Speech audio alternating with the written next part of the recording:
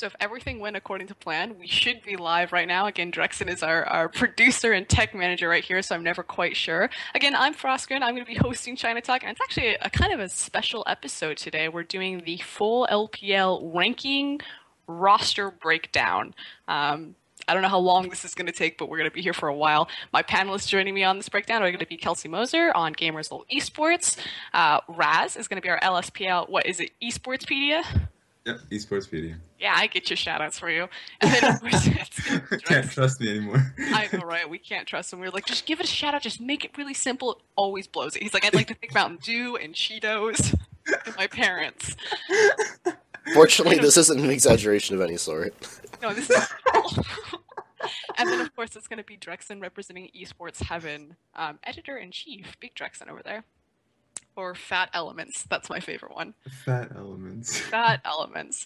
So today's going to work like this. We're literally going to rank the LPL teams. There are 12 LPL teams. For those of you who are brand new, because we did it, boys, we're official. We're not just in the basement anymore. We have an official LPL broadcast by Riot Games. Look at how far we've come. We're going to rank the... Wow, more enthusiasm, please. Man, we are excited about this cast, let me tell you. Let me tell you, I am very excited. 1 through 12. We're going to start with the 12th team because no one wants to listen to the back half. You see how we do this? We make you guys stay for the entire 12 teams. Who they put in first? Is it OMG or is it EDG?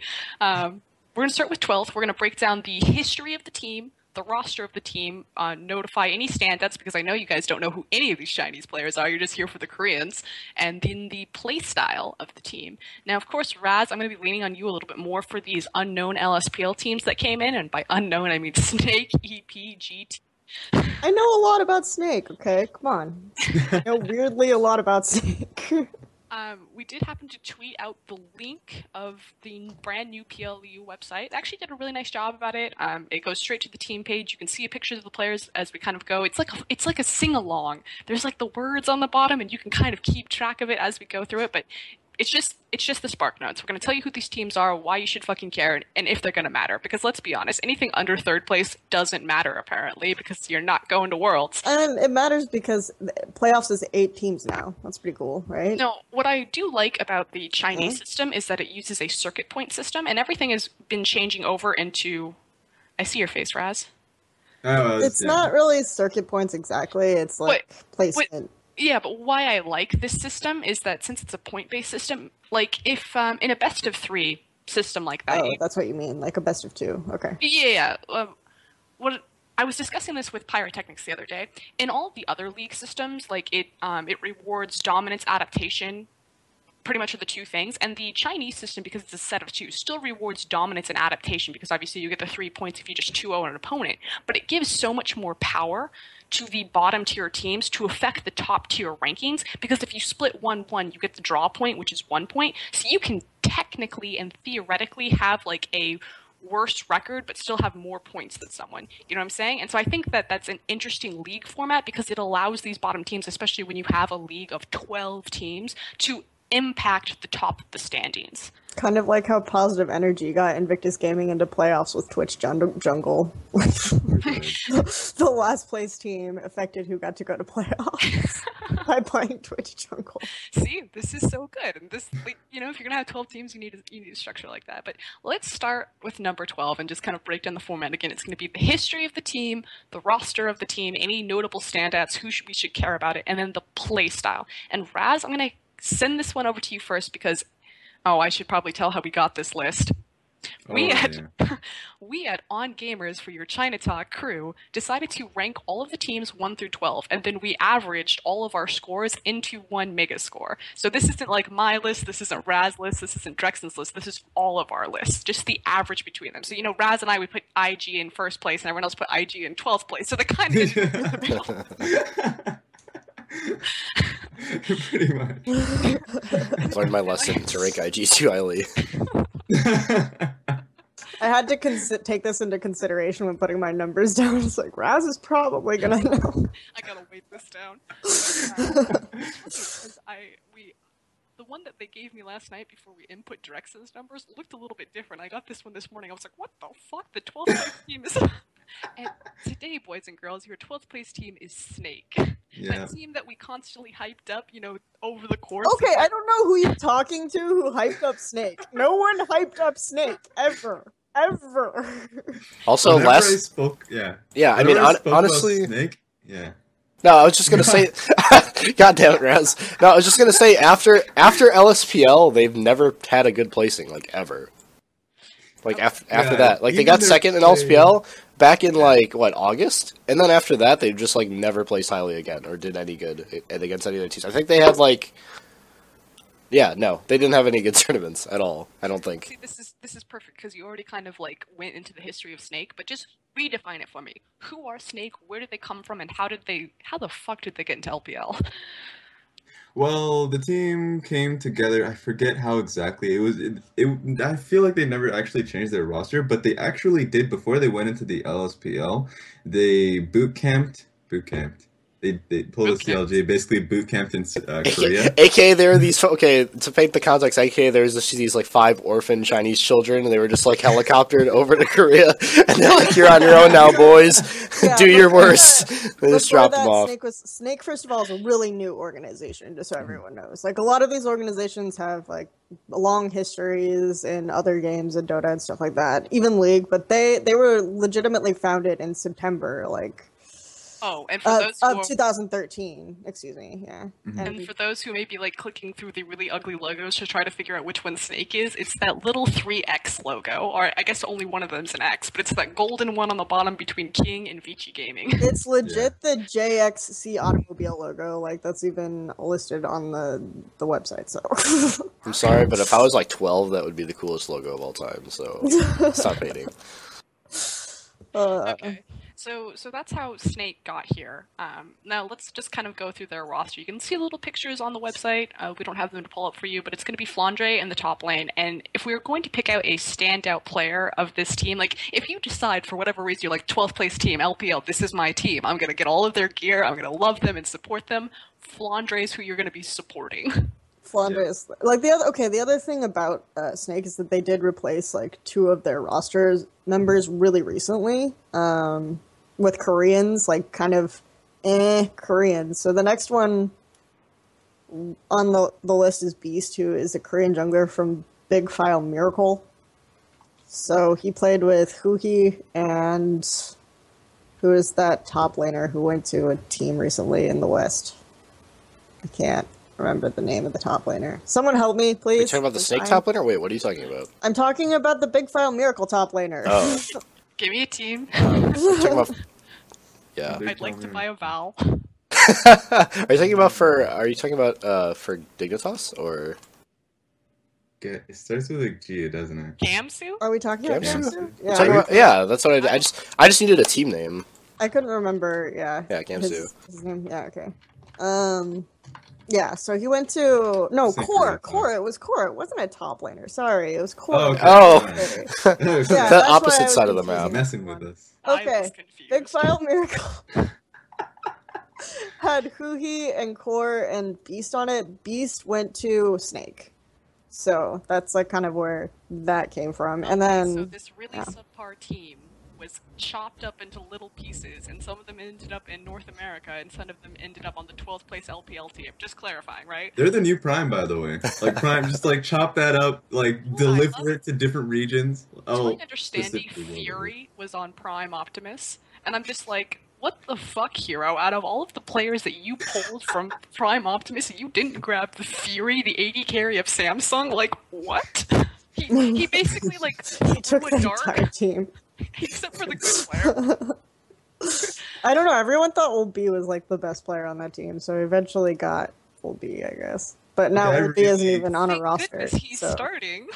yeah. I really liked Fury, and I don't know if it was mostly because of his player or just the fact that his name used to be Z Engine, like Jet Engine. I don't know. I love that fact about him. But Okay, Beast.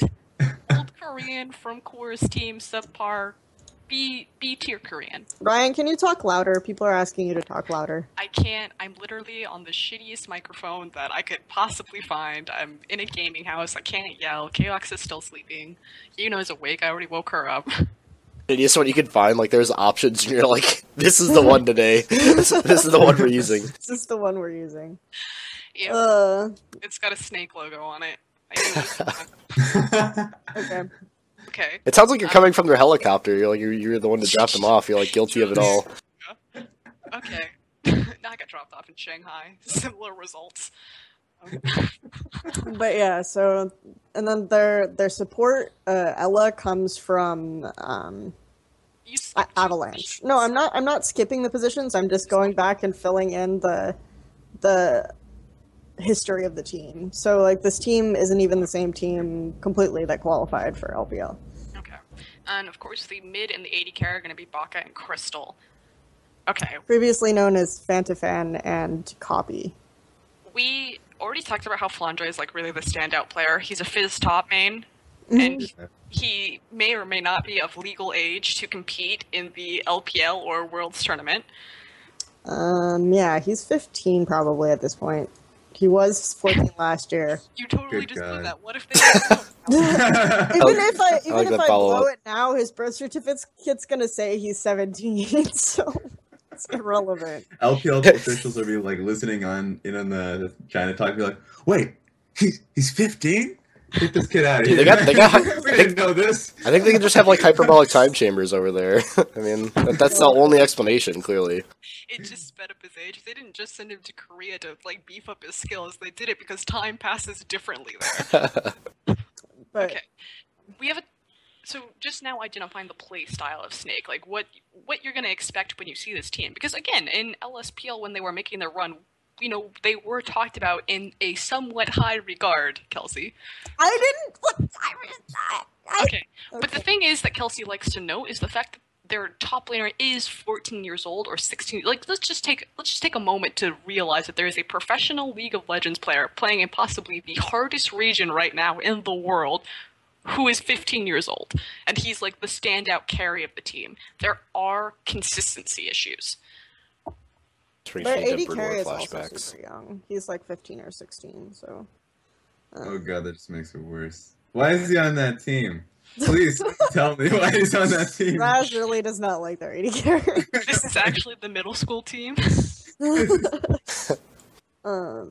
Yeah, so they're a really immature team in this sense. So a while ago there was this rumor that, you know, Dade would be joining this team, and I'm just envisioning like Dade joining this team with these 15-year-olds. Just drinking during the live broadcast. Yeah, I mean, they are definitely, I think, collectively the youngest team in LPL now, so it's, I don't know, it's a bit interesting. Youngest team anywhere. Yeah. Well, I mean, usually by default, you just kind of assume that China has the youngest team, so that was kind of a given. Okay, playstyle, Raz. How does Snake play? Just short synopsis. Okay, so Fancy Fan will always play a very safe, a cop style. I can't believe that's an actual. I'm not even gonna use that as a word. 80K. As a verb. I guess He's just plays. confident about the lane. He plays. He's a Kog'Maw player. Maybe he'll play like Lucian. Just basically anything that'll keep him safe. Kog'Maw won't keep him safe, but it'll keep him relevant in the late game because his laning phase is pretty much bad. And they'll always. I feel like every game they'll play around Flandre. Whatever he plays, whatever nonsense champion in the top lane he plays. Early on in the LSPL split, he was playing Yasuo. Basically half of those games he lost. But like it was one of those things that it was a sink or swim kind of thing. He either did extremely well, he split pushed straight into the enemy nexus, and if they killed him, then you know what, they got a free dragon or the free baron. They were always playing around him. So that's just they're gonna be their style. I tentatively offer this to you, Raz, and you can agree or disagree. Baby Flame. I'll agree. Baby Flame and Baby San is the Okay, let's see. I don't think anybody wants its second title, to be fair. Something cool about that. I liked San, okay? Yeah, so did I, but I mean, come on. Rest in pepperonis. Okay, so Snake. Just synopsis. they carry from the top lane or they don't carry at all. So this is Baby Flame. Usually not And at all. as his career spirals down. And Copy's decent. Like he'll Copy play, is pretty good. yeah, he's actually he'll find ways to carry a game sometimes. He's like mostly plays Syndra. Sometimes Twisted Fate Ziggs is like a major thing that he used to play. I'm not so sure about now actually, but their games now have not been so hot. They've been losing really. Even the games that they've won against a team that didn't even make it to the LSPL. What team were they? Showtime? They barely won those 2 games. Like not barely, but like Flandre had to really like come down and carry that team. So I don't know. That team is not looking good. But there is a lot of respect. Like other esports journalists, Thor and people like that have started breaking down like context of which and I hear this a lot in the Uzi, even the Team Liquid article about Uzi and Name, the fact that like Uzi has to carry with what he's given, whereas Name had like a consistent team in EDG or like a top team. So like the fact that Flandre is still able to get a team into LPL when he's literally dragging body bags, you know, it is kind of impressive. So the thing about Snake also is when they came back from Korea, they apparently were just like suddenly really good at solo queue. And for a while, Copy was ranked #1 in Chinese solo queue. So they're not mechanically gifted, I guess, if that makes sense. They're all super young. They're not really refined. It's kind of a mess, and then I think that they actually downgraded their second best role with Ella. I haven't seen Ella play a lot. He was on not even like a remotely high level ranked Korean team I think it was called Avalanche. But only people who would probably know anything about them are like Kefka and Prague. Rip. But so he's not, and what I've seen about him so far has not been anywhere near as commanding as their old support Colin, who like pretty much held Fantafan or Crystal's hand like through the entire laning phase. And I don't see them being as successful with this at least for a while. Yeah. Okay, 12th place. It's going to be Snake coming in last. Let's move on to 11th place, which I think everyone was pretty consistent on this, although they have the coolest uniforms. And this is GT, formerly Gamtee something. They had like a ridiculously long name, but they've changed it. It's GT. I still think you can call them Gamtee. Yes? I still call them Gamtee. I'm waiting it's Gamtee. It's Gamtee Fenghui, I think is the name. Or Gamtee Gen, I think is what they changed it to. Yeah. And I'm going to start with this team first as far as... No, actually, I'm going to give it to you guys. I can join in on the play style of this team because I've gotten to see them a little bit up close and personal. Let's start with the history of Gamtee before we introduce the roster. Anyone? Raz, LSPL, because this is where these guys came from. Okay. Aren't they like really new? Their style has changed a lot. And they replaced a lot of the players before promotion, and then they replaced a couple of the players after promotion. Yeah. So I don't know. I can't really comment so much. I feel like that team has always been under construction, and has always changed stylistically. But it's. Team has went through. I know the team has went through like a lot of roster changes, and I think they only got together in like summer, right? Correct me if I'm wrong, but I remember them like switching out players like all the time, and they still managed to beat LGD and WGT, I believe. So that's pretty impressive. Yeah, and they just qualified for LSBL last summer, and like they got in through TGA alongside King, so they aren't King and Snake, so. They aren't like really bad or anything. In terms of not being really bad, but I mean that they made a lot of advancements, like kind of with the roster changes and stuff like that from where they started. And just recently in WGT with this roster that they have now, they beat King, which we'll talk about like significantly further down on the list. So that's an accomplishment, right? They actually beat out King in 2-1 to face LGD in the finals. So, I mean, they're not, like, for me, they're kind of a dark horse, mostly because I really like their AD carry and I really like all of their laners actually. I think they're all really strong. So if they get like I think they finally have a roster that if it works like cohesively, it could be really good. Like their jungler's not half bad, their support's decent. Like Their top laner's really good. their top laner's really good and really versatile. Their mid laner has like so much hype. Like I haven't seen him in this big setting because he was on a team that couldn't qualify for LSPL, right? So he still really hasn't been tested, but everything we've seen of him has been really good in that context. Like I think Tail is a dark horse for maybe even being a better AD carry than SDYZ.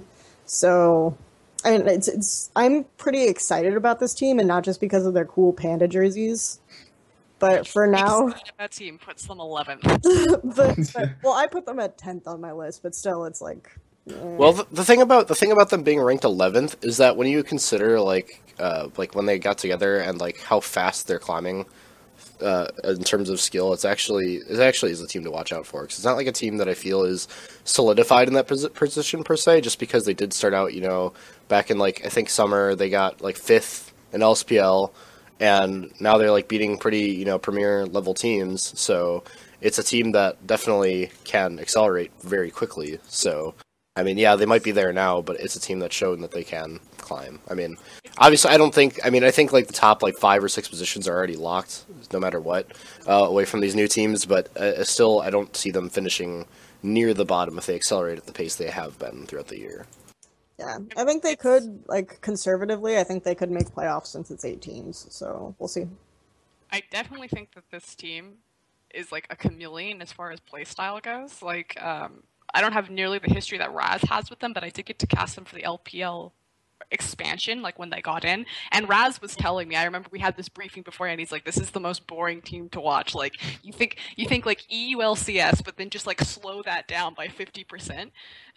Because they just like, they wait for you to make a mistake, and then they just like capitalize on it, but they don't exhibit any sort of pressure to force mistakes. And of course the roster has changed since then, but the first game they came out and they did, I was like, okay, Rise is on point. This team is just like really slow pace. It's very methodical. It's very controlled, which is different from Chinese teams. But then literally the very next game, they decided to snowball and just go like balls to the wall, that typical Chinese aggression.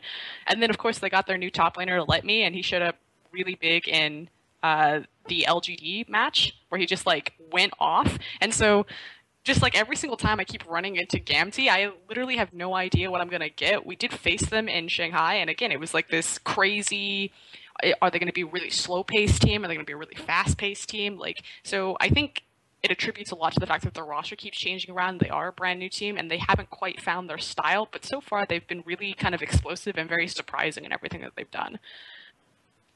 Yep, and if we want to go sort of member by member, move on a little bit on that, but I agree with your assessment. Like, I think I was really surprised to see them suddenly turn it on at the end of the promotion, and I think King was caught off guard because I think they picked like for kind of a longer game to close. They picked to sort of win lane and then like be able to accelerate into late game, I think, in WGT, and then Gamtee kind of just like wrecked them surprisingly early, and I think they were just shocked.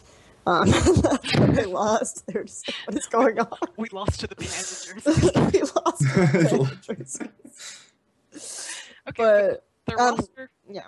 Are you going to list the roster, Kelsey? Yeah, so their top laner to start is Let Me. I think he has weird picks, kind of like Flandre, but in a different way. Like, he picks, like, Galio, things like that. And he's more of a tank style, but he kind of reminds me of, I'm not going to invoke the name, but you know who I'm talking about. He plays, like, tanks and, like, and he wins lane, but then he has, like, really good engagement sense, so he can play these picks and make them work. I'm trying to guess Koro. No, because Koro doesn't win lane. Well, until recently. Yeah, I was going to say recently. He's doing a lot better at that. Yeah, recently Koro has grown a lot, but... So throw me a bone. Give me a name. I can't invoke the name. Why can't you invoke the name? There's so many good top laners now. I have like a handful of people. Going. Oh, okay. In terms of style, he reminds me of Going a lot. So, yeah. I mean, gasp! How dare you? Continue. OMG's gonna come after you now. It's not on their Twitter, just like, this bitch. Break your kneecap. Obviously, he's not as good as Gogong, but he's like stylistically is very similar. Mhm. Okay, Jungle, Danger. I don't know as much about Danger. He kind of, I think, played off and on during the LSPL regular season, but he didn't play with them in the promotion. But then he played with them in WGT. I think he's decent. Like he doesn't really stand out to me that much. But you have a league full of dandy and cacao Yeah, and lovely. he's not gonna be like Chuen level, but Wow, rude. Rest in twin. I should be nicer to Chuen. I said I would give him one more chance. This split's gonna be the one, boys. New name, just like wipe out the history of Twin. What is it? QT? I don't even want to. Not even at LGD yet. Okay, mid lane. Okay.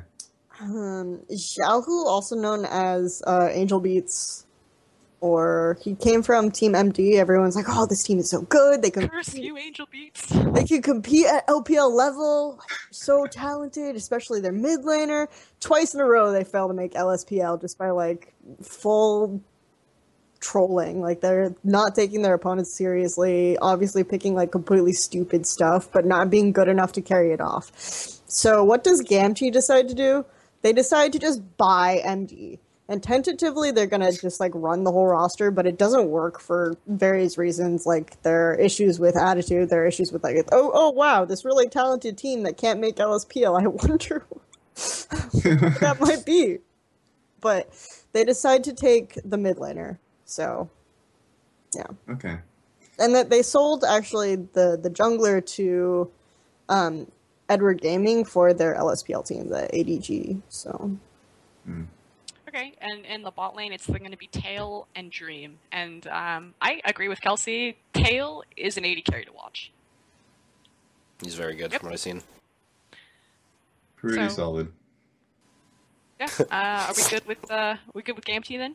And Dream, I think, is I guess not. similar to Danger in terms of like he's pretty decent, but he's not like super standout. That's her way of saying I have no idea what to make of these two. No. I mean, I've seen team... a lot more of Dream than I have of Danger, but yeah. I mean, just from what I've seen, just, it feels like their AD carries the lane, but like I don't have extensive AD knowledge, but it does look like he could probably win a lot of the lanes he wins on his own. So I'd love to see him with a premier support. Okay, this team I think is gonna come into the LPL with probably the strongest picks and bans. Like it not only is Young Glory's back. Like, not only does Let Me play like a whole slew of champions, like I remember when they played that Galio. It was, by the way, I love how Xiaohu is on that team now because he's the one who got destroyed by that Galio pick in TGA. Well, it's like, but yeah, this team, they know how to play picks and bans. They'll try and play some not really cheesy, but kind of like something you won't exactly expect. Sometimes they won't like pull it out a whole slew of times, but they're a team that like they'll play the meta. And they will play. They'll play off meta.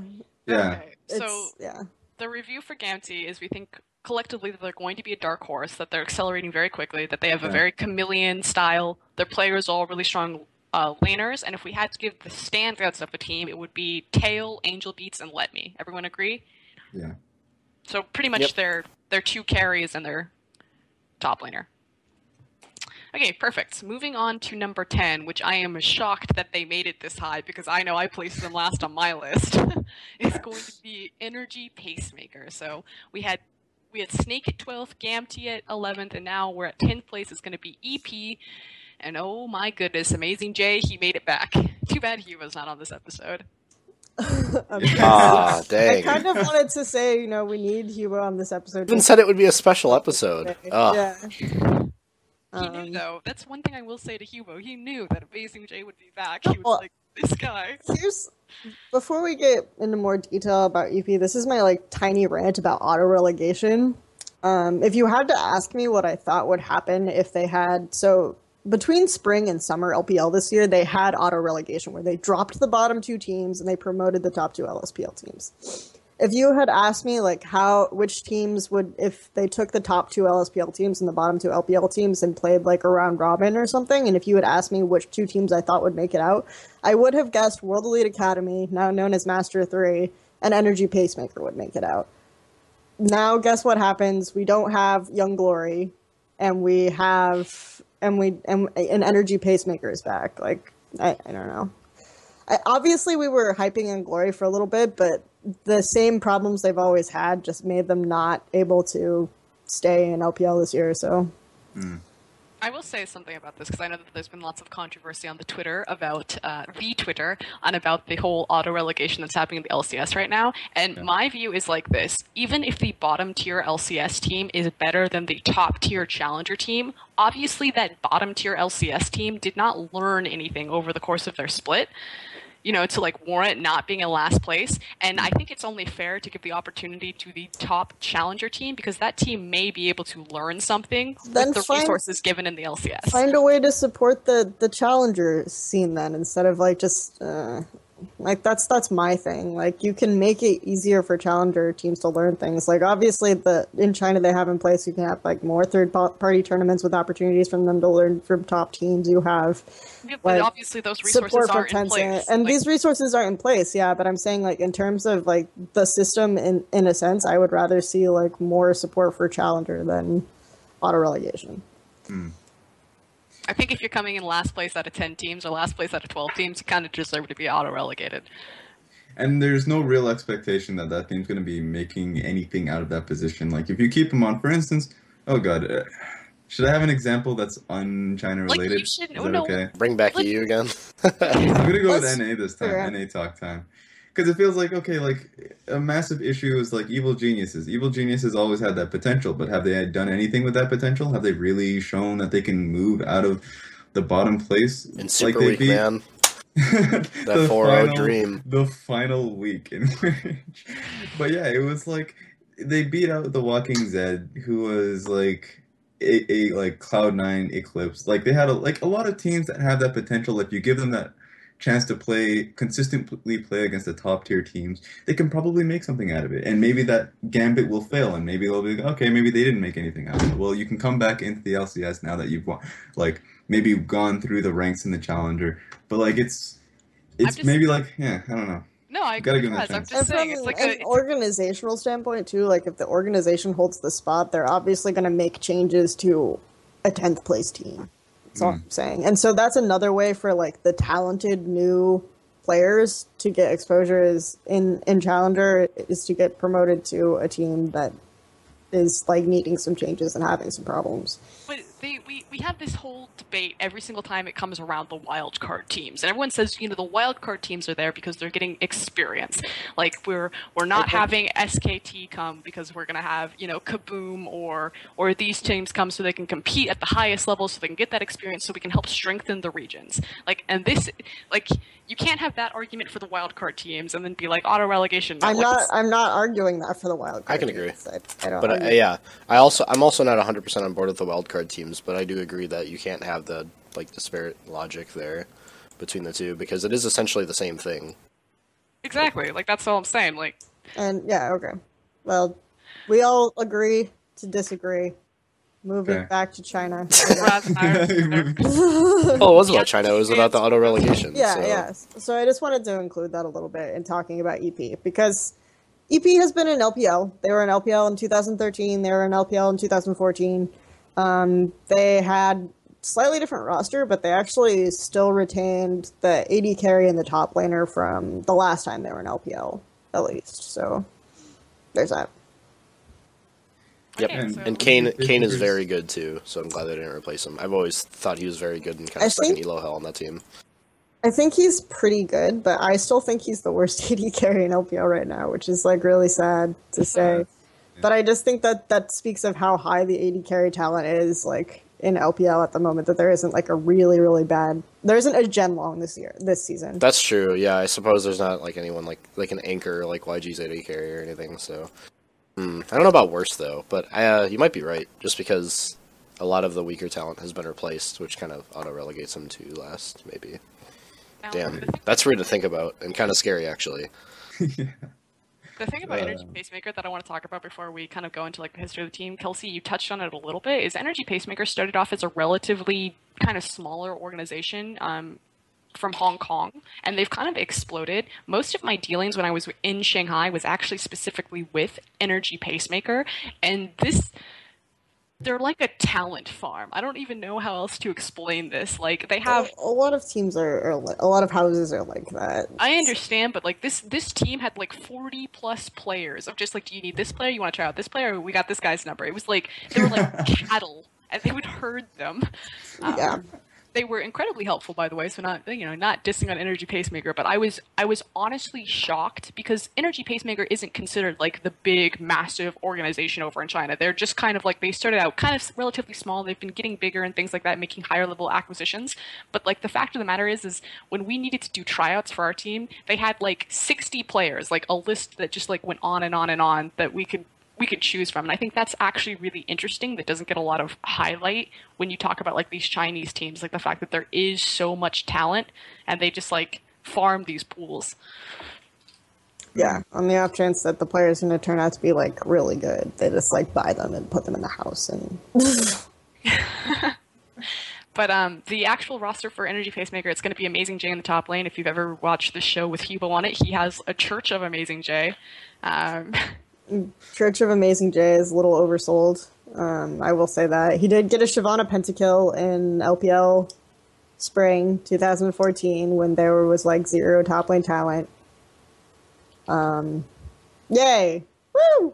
By the way, that he's not gonna have fun this split. Like he's not. Yeah, the top lane talent. It's like Kane's position, I guess. I mean, Amazing J was like okay, but the top lane talent has like multiplied essentially. So I think he's kind of stuck just because like okay, yeah, he had his flashes of brilliance when he was in the LPL and prior splits, but it was never anything like I would put this guy up there with like a going or current day Koro or anything like that. It was just like exactly that, flashes of brilliance, and even those flashes of brilliance are probably not any better than the regular play from a lot of these new top 2 talents. So it's gonna be the burning of the Church of Amazing J. The Church of XQ and the Church of Amazing J have to go down this year. Had the Church of Amazing J made a presence like in a time long ago called last year, like when the top lane kind of like pool wasn't so thick of like real like talent. There's some superstars, but there wasn't like a massive pool of top laners. He would have had some like people would have been like signing up for the church. It's like where do I go like every Sunday? That's gonna be the Church of Amazing J. Now he's showing up in just a society of like hedonists. This is a horrible like.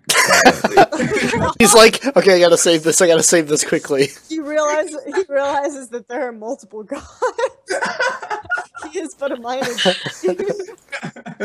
That he has found himself in a society where he cannot set up church. Like, he could not find access. Moved on, started worshiping other idols. This got really dark really fast. Okay. God, Raz, take a knee. But yeah, he's not gonna like. He was really good, honestly. He's a good top laner, but he's finding himself in a land like he's in LPL. He's not gonna have fun. It's not gonna be his time. This is like I don't know. He's gonna be a good top laner, maybe be just average, and he was gonna kill me for that. But it is what it is. No, I think average is completely fair. Even Hubo has come to accept that. It's like I think the real talent on that team is we're gonna come to it later, I guess, is Captain 57. Like that guy. I think good segue. The jungle, Captain 57. Well, the last thing to note is that both Amazing J and Kane actually come from Hong Kong. They used to be on Hong Kong teams. So talent can advance to higher leagues. But yes. The entire Hong Kong region just exiled Kelsey. They're like, why did you Tabe will no longer sing for you. But so we're moving on to Captain 57. So a little history on Captain 57 and Xiao Luo. I think he's just going by Luo now. Came from the KX Happy. After Cola kind of left for KX Cash, like the KX and the EP organization merged a little bit, so we saw this like Hong Kong organization. A little bit. Yeah, they ate each other alive. So we saw this Hong Kong organization take in these Chinese players. So we got for the first time they had like some Chinese players on the roster. They took what I think was probably the shining part of KX Happy, which was a pretty highly ranked LSPL team in spring of 2013. They were really probably the strongest part of the team is like their kind of synergy. One of my favorite things that I've seen them do, it's kind of creative in LSPL, was they would put like Luo would play Ziggs, and then Captain 57 would like deep ward the enemy jungler, and then also like put wards in their own jungle. And when they knew like the jungle would invade or something, Captain 57 would be waiting, and then he would just like send his Ziggs bomb that way. He didn't even have to move lane. There was just like enough vision for him to kind of like control the map without moving. So, yeah, they're probably the best part of that team. So, yeah. Now that we move on to the rest of that team, it's not going to look so hot. Okay. I actually, like Drux said, I think their bottom lane is fine. It's obviously the worst bottom lane in LPL. Even I didn't backtrack there. I was just like, they're the worst? Okay, probably not going to fare well. I think they actually, in spring, I thought it was like the strongest part of their roster. That's what I thought too, because even in the games they were losing, that lane wasn't the lane that really lost. I mean, they usually could hold their own against some of the higher up lanes, and then they would just watch the rest of their team feed like intensely, and then just like cry while farming and winning. And the support is even slightly better than the spring support. Like, I think Chu is better than Demo X, and they like there was a game where UZI went 0-4 against Kane. Like, this has happened. So I mean, let's not use UZI feeding as the benchmark here. I'm just saying that like if people use some, like, it's not that Kane can't do anything or can't like isn't a good player. It's just what I want to underscore is that like he's not completely useless. So okay. Playstyle of Energy Pacemaker, if we have to give it a name.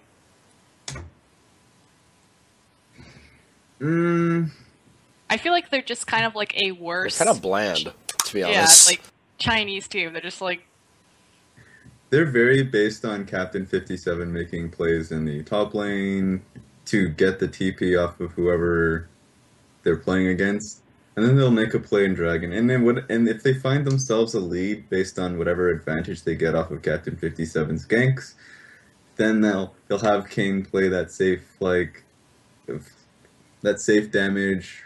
Amazing J will just create a lot of pressure. They don't do anything special, but they have special players, and that's all that matters. At least that's what their mom tells them. Okay, so we're moving on to the next team. 12th place, we put Snake. Snake's going to be Baby Flame, carrying for the top lane with Flandre. Then in 11th place, we have GT. GT is the Chameleon. And they've got 3 solo lanes that are carry as well as their 80 carry tail. And now we just did 10th place, which is going to be Energy Pacemaker. We're going to give their carry to Captain 57. And we're going to call them Meh China. Meh China, okay. Moving on into 9th place. Okay, here we go. This is where things start to get interesting. It's going to be M3, which everyone says that M3 copied Gamers too, but I'm just going to say, if you take the World Elite logo and you flip the W upside down and you reverse the E, you get M3. I'm just saying it. We will comply with your single ownership rule, Riot. Let us rebrand. Okay. We have rebranded. It's going to take me about 34 seconds in Photoshop. Just give me a minute here. Like, the worst thing about the team name is that it wasn't even something they thought up. Like, it wasn't like, oh, we M3. No, they literally just took like, oh wow, we have this other team called Team Me, and they just all they did was literally flip the it E was to already that 3. branded like that kind of. I don't know. It was. Oh, God. They're called Master 3 because the founder. There are 3 founders, and they want to give an homage to the 3 founders of Team We. So they're like, okay, we will give Team Master 3 to one of you, and then the other 2 will stay with the 2 owners because they have an LSPL team now too. So they have these 3. And we'll call this team that we're separated off. We'll call it Master 3, and we'll give it these sponsors, and the other ones can have these sponsors. Okay, we're good, we're clean, everyone's happy. Yeah. Yay! They Yeah. definitely did. Is they were like, we need to look up a European challenger team, and we really like their name, and we're gonna copy that team. That's exactly what happened. They're Okay. just watching Twitch, yeah. Now, I was kind of surprised because if you don't know the roster of M3, which everyone should know the roster of M3, or at least two of the members, it's Looper and Dade's team, and we put them in ninth. And I think all of us actually put them pretty far down. So let's kind of explain the history of the team, history of some of the players, and go over the roster. Whoever wants to take this, Drexen, Kelsey, Raz. Yeah, I think you put them highest at like 7th. I believed. Yeah, I have them at 9th. I do like that they use Ruro. I'm glad that guy's back. Yeah, I'm really happy to see Aurora. I just feel like really bad because he's going to have these really well-known solo laners and no one's going to give him any credit again for anything, even though Dade counterpicks himself. Yeah. It doesn't say. So the Hardcore reason training, why I want to say the reason why we put M3 so low is because so far the way they've been playing suggests to me that Dade is not really. He's there to retire. Giving a fuck? Yeah. He just like he dives towers at level 2 and gives up first blood. He like picks random things that he's never played before. He's played in quite a few games. I think I may have seen him play like 10 games so far, and he just doesn't seem to be putting his full foot. Possibly he'll care a little bit more in LPL, but Well, I don't know about that, because, like, in the games I've watched of him, like, if you didn't know that he was Dade, you just assume he was, like, some shitty mid laner. Like, it's honestly that bad, at least from what I've seen. So, I mean, I don't know. I don't think you can just, like, remove that nonchalant attitude, but, I mean, I could be proven wrong. But as Frost said, I do think he's just there to retire, because it was, like, really lackluster. This wasn't, like, 2014 MVP Dade. This is just, like, well, I'll just play the game because I'm paid for it, Dade, so... alright, Yeah. so we kind of covered Dade a little bit, I guess. He doesn't really need much of an introduction. But let's talk about Looper then, who also doesn't need much of an introduction as one of the world champions, but he's going to be playing like probably a similar style. He's played a lot of Maokai so far. I think it'll be difficult for him to execute his style. The TPs haven't been as good. I think because of the communication issues. So I think, yeah. And Looper had that really good game, right, where Rug ganked for him twice against Going, and he went off. So, like, he can convert that kind of jungle pressure, so maybe that's a shining light, but... And then the next two games when Dade counterpicked himself and Rug kind of had to babysit Dade, like... In this series that I'm talking about, he did not do well against Going. But I mean, we'll see. We'll see how Looper does overall. And we can also talk about, because we mentioned him, of course, Ruo, former jungler of World Elite, was benched for ridiculous reasons and then just kind of out of spite decided not to really join the team back up. I like seeing him on a team. Like, in theory, on paper, you have Looper, Ruo, and Dade. I wouldn't even care who the fucking bot lane is. On paper, I would be like, this is gonna be good. And unfortunately, it's not. But Ruo, when I first started watching him, he was really good at Pantheon. Amazing. Yeah. Possibly the best Pantheon in the world. This was, like, insane ults. His lane pressure, his ganking style, his champion pool. I personally think that Ruo is one of the best junglers in China that was never really recognized. Yeah, he was really solid. And there were some issues about whether or not he was benched because he didn't want to play anymore, or if he was benched because... they wanted the Korean jungle mid which I think Sukum is like still bitter. I've heard that they've asked him to come back to Team Weeb a few times and he said no. So so him and Sukum are really good as a duo. So that's also another thing to know, is that I don't know like if he'll have the same pressure and synergy that he had with Dade. Especially if Dade is not willing to work with him necessarily. We can now build an homage to Hero really quick, because you're talking about Sukum, and again, like, people might not really understand the full context of that. So previously on World Elite, the mid laner was Sukum and the jungler was Ruo, and then they got their new manager, Hero, and then that's when the Korean migration really started. He was technically a coach, but he didn't really do anything, apparently. So. And both of those players got replaced by and I'm sorry, Ninja, but a very mediocre replacement. And like at that time, it's no coincidence that World Elite started to take a bit of a nosedive as far as performance is concerned, and may have led to the retirement of Wei Xiao since his team didn't make playoffs. Not that I'm blaming him of Wei Xiao's retirement, but But we now have confirmation that Sao Mei's retirement was not Hira's fault. So he There we go. retired because he knocked his beautiful and lovely girlfriend slash fiance slash wife up. How you started the sentence so like unclassy, not. and then you were like, okay. I had to insert the beautiful because I realized it was not very classy. The moment you started that, I was like, His Weibo post was like very, very nice and very beautiful. It was beautiful. It's gonna be one rich fucking kid, dude. About his new daughter. have you seen his face? His baby's gonna be beautiful. His girl. I'm not even sure like at this point because I read the version and it said that they bought like the license for engagement. I'm not sure if it's engagement or marriage, and he said he's going to give her a good wedding. So regardless, there's going to be a wedding, probably a huge, expensive wedding. Hopefully they play the So G League Dragon thing. yeah. All that's important is Cao Mei is beautiful, Wedding. and his Yeah. baby will be beautiful. The important thing is that Hero did not force Sao Mei to retire, but we can still hold Wei Xiao against him. There we go. Yeah. Okay. There we go. Speaking of Wei Xiao, even though he has nothing to do with this team, we need to talk about the bot lane of M3. Please. No. In This is- Candy. Yeah, No, it's not Candy, it's SMLZ. OMG's time is up to have a weak What? bot lane, and now it's just Oh, ME. There's no more Candy. Candy It is is gone. SLZ. Candy's dead? There's no more Candy. I don't know Candy's why dead. you people keep thinking Candy is going to be on a team. The Please, big God, extreme. no. Can Yeah. we like hold? If is Candy this why the were on a episode's team, I special? wouldn't say there's no Genlong, okay? If Candy were on a team. This is Is- true. Is Yeah. this why this is a special episode? Because we're supposed to celebrate Candy's There's no demise? Candy. Is like- Candy hasn't been on a team for months.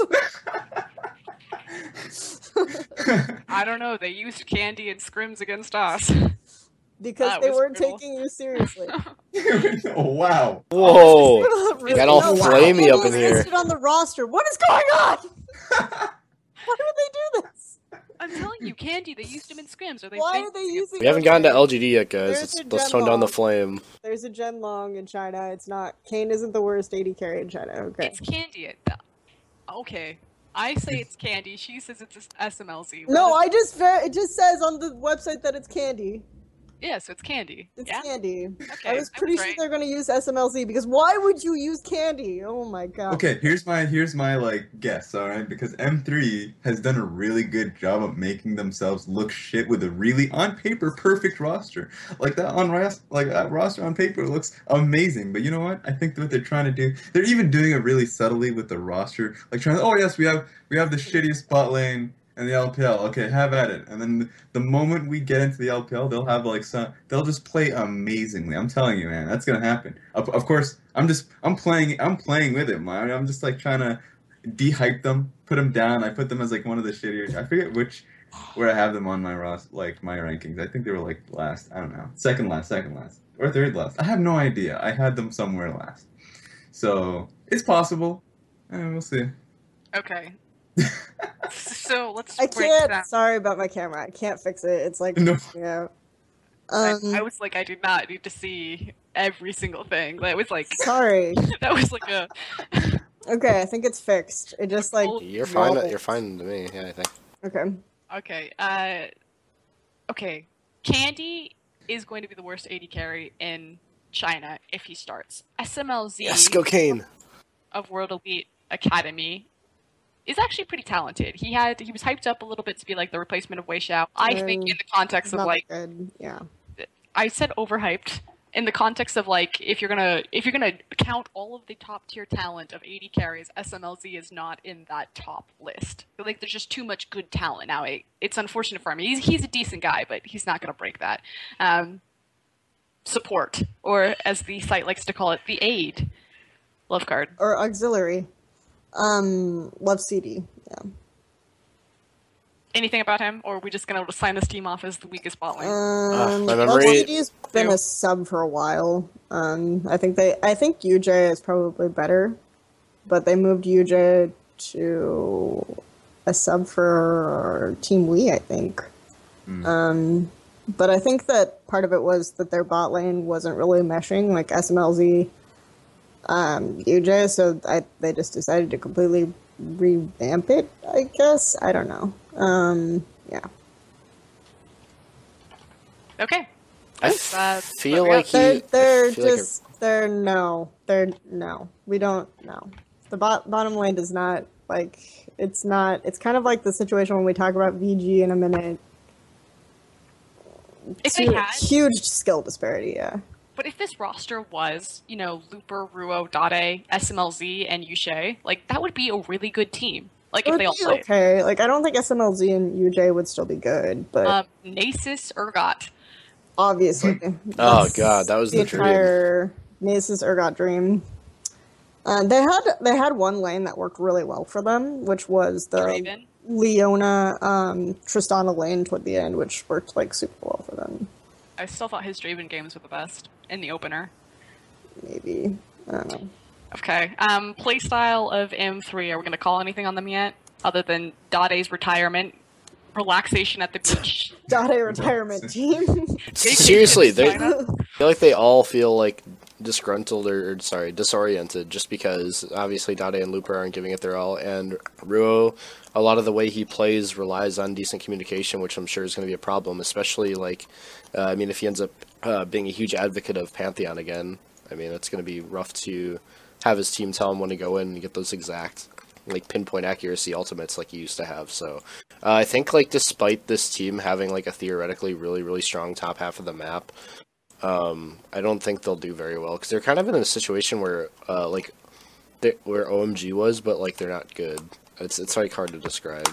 Like, I know it's hard to, like, swallow that a team with Dade and Looper is not great, but, I mean, it's not the Samsung shit going on anymore. Yeah. So it is what it is. Like, Looper's entire strength was, like, his team play, like, his ability to communicate with his own teammates, and coming, like, if he's not going to TP in Nilu to the wants us bot to lane, he mention walks there that at the Love right time. CD was a pro toss player in Star. Excuse me, who is Nilu? Even there, like, even with that, man, he played the easiest race. This is gonna be...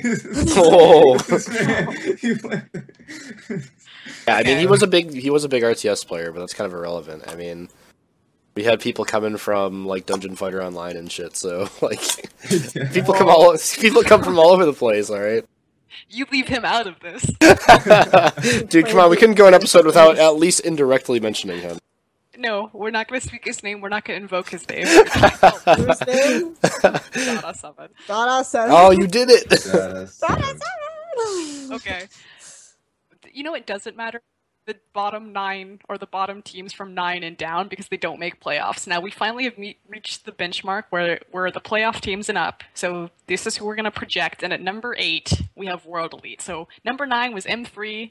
Now we have World Elite. World Elite is fielding pretty much the only 2 remaining members from their last split is Ninja and Conan, and we've talked about this before, that if you were going to keep 2 Essence World Elite members, that it was going to be those 2, certainly. So their new roster lineup is going to be Aluka, Spirit, Ninja, STYZ, and Conan. They're actually marketed really heavily, too. Like, all of the Weibo posts on Team League seem to be about Ninja and Conan. Yeah, it's kind of funny. I don't know what they see that we don't. I really... I'm a big Conan fan. This team, I actually placed this team higher than everyone else. I put them in 7th, which, oh my gosh, it's not... Oh, it's... Going to the playoffs. Oh, 7th is so much higher than 8th, but yeah, the reason why is because I was thinking about this team conceptually, and they have really weak solo laners, but it works for them because their weaknesses are compensated for in this really strange way. So if they can get STYZ to sort of do what he's supposed to do, they can still do well, I think. Okay, hold on. We gotta make a we'll talk a little bit about World. we got to make a synopsis of World Elite, because again, we may have new viewers who are coming over from the Korean migration. Welcome to China, where World Elite is a religion here. You open up your Chinese client, and literally you have a bunch of chibi faces of champions. You only get one team icon that comes with the client, and it's World Elite. That's literally if every NA client came with the TSM icon. Okay. But now apparently OMG is pulled ahead of them in popularity polls, so... I don't see an OMG icon in the client, so I still have the victory for World Elite here. Mm-hmm. Okay, continue. This is World Elite. They are God. They are the TSM of China. They're 10 times larger than Well, TSM. they're kind of like TSM, but unlike TSM, they're completely crowdfunded, or were at least. Now they have sponsors and stuff helping them, obviously, out the ass, but... Well, after they killed all of their popular players. Yeah. But yeah, I mean, the thing is, strength of this team isn't just theoretical, right? Because they got second place in Demacia Cup, and it was actually a pretty close and convincing set with EDG. So, I don't know. I do see a lot of potential in this, and I do think a lot of it might be just, the coaching staff. It should be noted, though, that the EDG that they faced had Name on that team, and not saying that Name is inferior to Deft in any way, but He's just Name food poisoned. Well, no, he has recently left the team because he didn't want to share the spotlight with Deft. And so, if he's pissed off for whatever reason, that it seems to imply that he was upset of sharing with Deft, then if you're in Demacia Cup, would you really be like... I still think his quirky games are, really... the last 2 games he really turned on, I think. But, yeah. I mean, I can kind of see a little bit. And STYZ is good. Team We had terrible picks for a lot of that series, though. Their pick and bid face was awful against that Wargaming in the Demacia Cup finals. Which is even... Olaf? Which is why it's even more impressive that it took them to 5 games. So we've got... Aluka.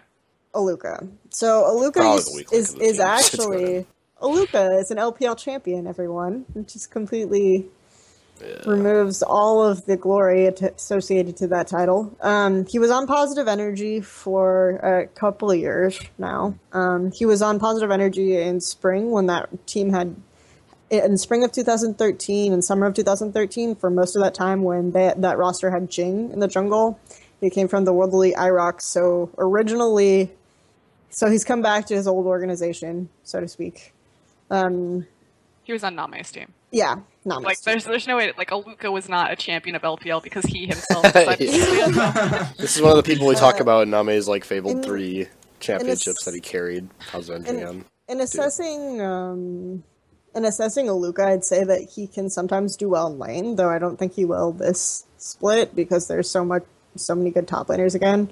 But he has 0 way to convert his lead into anything useful, so I think he'll just kind of do okay in lane and then just be useless. I think he's if we're talking about worst players in their roles, I think I have to give it to Aluka. Yep. Yeah, so that's the unfortunate thing about this team. I just want to say that my notes for today's episode said history roster standout players, and that standout players has now turned into who's the shittiest player on this roster. And I had no control over this, so just saying. He was in LSPL for last split because Positive Energy got auto-relegated because they didn't have Name. Oh my god, that team tanked. That team tanked so hard after. They won 4... Wow, it's so weird that they tanked after Name left. They won 4 games all spring of 2014. Okay. God. Moving on, though, the player that everyone cares about on this roster, other than STYZ, is Spirit. Oh, so, baby. Formerly of Samsung Blue. Oh, baby. There was actually a lot of, and I actually think it's interesting to talk about World Elite in this context, because there was a lot of kind of confusion, or not confusion, prediction that these Korean junglers, Dandy, Kakao, Spirit, weren't going to show up to full form because everyone's communication, there's a language barrier, it's not going to work. Which technically Ninja and Spirit are both Korean, but Spirit looked really good, I think, out of that set. He looked really strong. He looked like Spirit from Samsung Blue. Surprising. Imagine that. Yeah, no, I think... But this is the thing. We kept saying that if you take these Samsung players out of the Samsung organization or out of their team, they're not going to be... you can't take... Everyone's saying, don't expect them to be all-stars. Don't expect Dade to be an all-star because he doesn't have his team. He's over there, getting drunk on the sidelines, and Spirit's game on. I think everything people who have, talked to Spirit actually have told me about his personality suggests to me that he just actually cares. So, I mean, that's something to consider. He's like a really nice kind of compliant guy, which is good to have on a team with STYZ. Yeah. When STYZ has to have, I think, Conan, yeah, I think it's still Conan, yeah. Conan in the bottom lane, then you definitely want a nice jungler. Okay. Then in the mid lane, we have Ninja, very mediocre player. He plays Jace, he plays Twisted Fate. He's pulled out the Cho'Gath a few times. Like, he has a decent-sized champion pool, but he's just mediocre at best. I think, yeah, what I've said before is that if he gets camped, he can actually sometimes carry games, but he needs to get camped, so he needs to be babysat, and I don't think that that's necessarily something we will want to do, but, I mean, it's a viable strategy that they could have. Yeah, but I think that's like such a cop-out saying, like, if someone like camps your lane, that you should do good in that lane. There are legitimately players like a Luca who, if they get camped, will do like 0. So Exactly. That's true. I think Ninja can convert something like a Luca like that. Oh god. What's the the reason thing? why I hate a Luca is if he gets camped and if he gets ahead, he will split push a lane, die, come back to the Standout lane. players. my favorite was when he was like chasing San in this one positive energy versus OMG game as like, and San was like playing Severe and he was Olaf and he was fed out of his mind and San, you know, had lost lane and he was just like chasing him and then he throws an axe at them, it like half health him and San is slowed down and then he just like shrugs and turns around. Like, why? There was no one around. Some underhanded shit going on there. But no, that's the thing, is like Know Ninja... where the rest of the team was on the map. Like, what were you doing? Ninja's not bad, he's just middle of the pack. I mean, that's all you can really say for him. I still think they would have done better with Sukim up to this point, But so... if you give Ninja the advantage, he will 8 push other that. mid laners that are better than Ninja. And this is the thing, like, you isn't on a team, isn't starting on a roster this spring. You. Like, okay. Yeah, I don't know. We'll see. Like, Ninja can keep whatever advantage he has and, like, snowball it, kind of. Like, yeah, he can. He's good at that. It's just getting the advantage and everything else. Okay, I don't want to list out what makes him poor. I feel like I'm already negative on him. But, like, he's decent. And if they're going to go on the route of, like, believing in him and having faith in hero selection, who they've already, like, he's already gone off the team now. I don't know. We'll see. They have other players now, like, which is something to take note of. Maybe they'll look into their LSPL team, and if they decide that Ninja isn't performing, if Aluka isn't performing, they'll just wipe them out. Oranges. Oranges. He's Yeah. good. He's really good. Yeah. Yeah. Bot lane, because we gotta start moving along. I got practice coming up. SQYZ and Conan is going to be the bot lane. Conan is a Leona player. He's really good at roaming. His mechanical skill is not up to par to the other supports. And like China isn't known for its really strong supports. It has recently been upgraded, obviously, because it has Mata and Zero now. But like he was never known as a god tier support player, but he's really good at roaming on Leona. STYZ, he gets mentioned a lot in best AD carries of China. You can say he's overhyped. You can say he deserves it. He has performed very well. He pretty much dunked Name in the World Elite EDG games a couple of times on that Ezreal versus Lucian matchup. You know what I'm talking about? Where he just like gave him the gat. Yeah. SQYZ is very good still. I don't think he lost too much skill over his benching period. He seems to have a bit of a attitude issue, however. When things go south, he kind of finds a lane by himself and then he dies. Oh yeah, if the team goes bad, he's just like, well, split push or AFK. Leave me alone, bitches. Woo! Yeah. So if you decide that you are a Spirit fan, you have to follow Spirit to the end of the earth. Welcome to World Elite, where your AD carry will feed if he's behind. Your mid laner is mediocre, your top laner is mediocre, and your support plays Vel'Koz. And STYZ, again, when Spirit and STYZ work together in teamfights, it's actually really cool to watch. So I hope that STYZ can just, like, do stuff instead of being annoyed by everything. Yay! Now, moving on to the best place, the #1 team in 7th. It's going to be Invictus Gaming. Interesting how you and Raz both rated Invictus Gaming above Mike and I. I'm just curious. Like, also really weighted them down, though.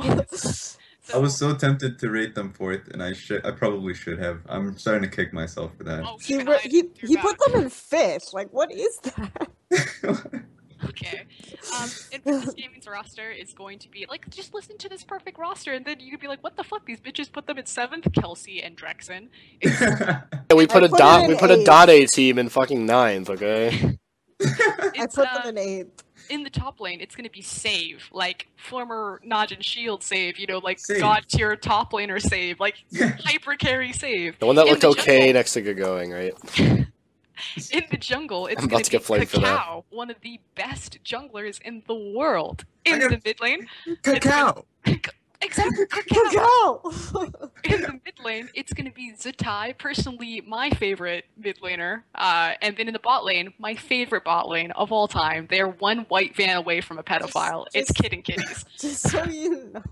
I can't believe you said that. Just so Wow. you know. She's not biased, even remotely, at all. No, take a seat. Raz and I are going to take Invictus Gaming Oh, over. God. Raz, give it to me Uh. straight, Raz. Give me Invictus Gaming's playstyle.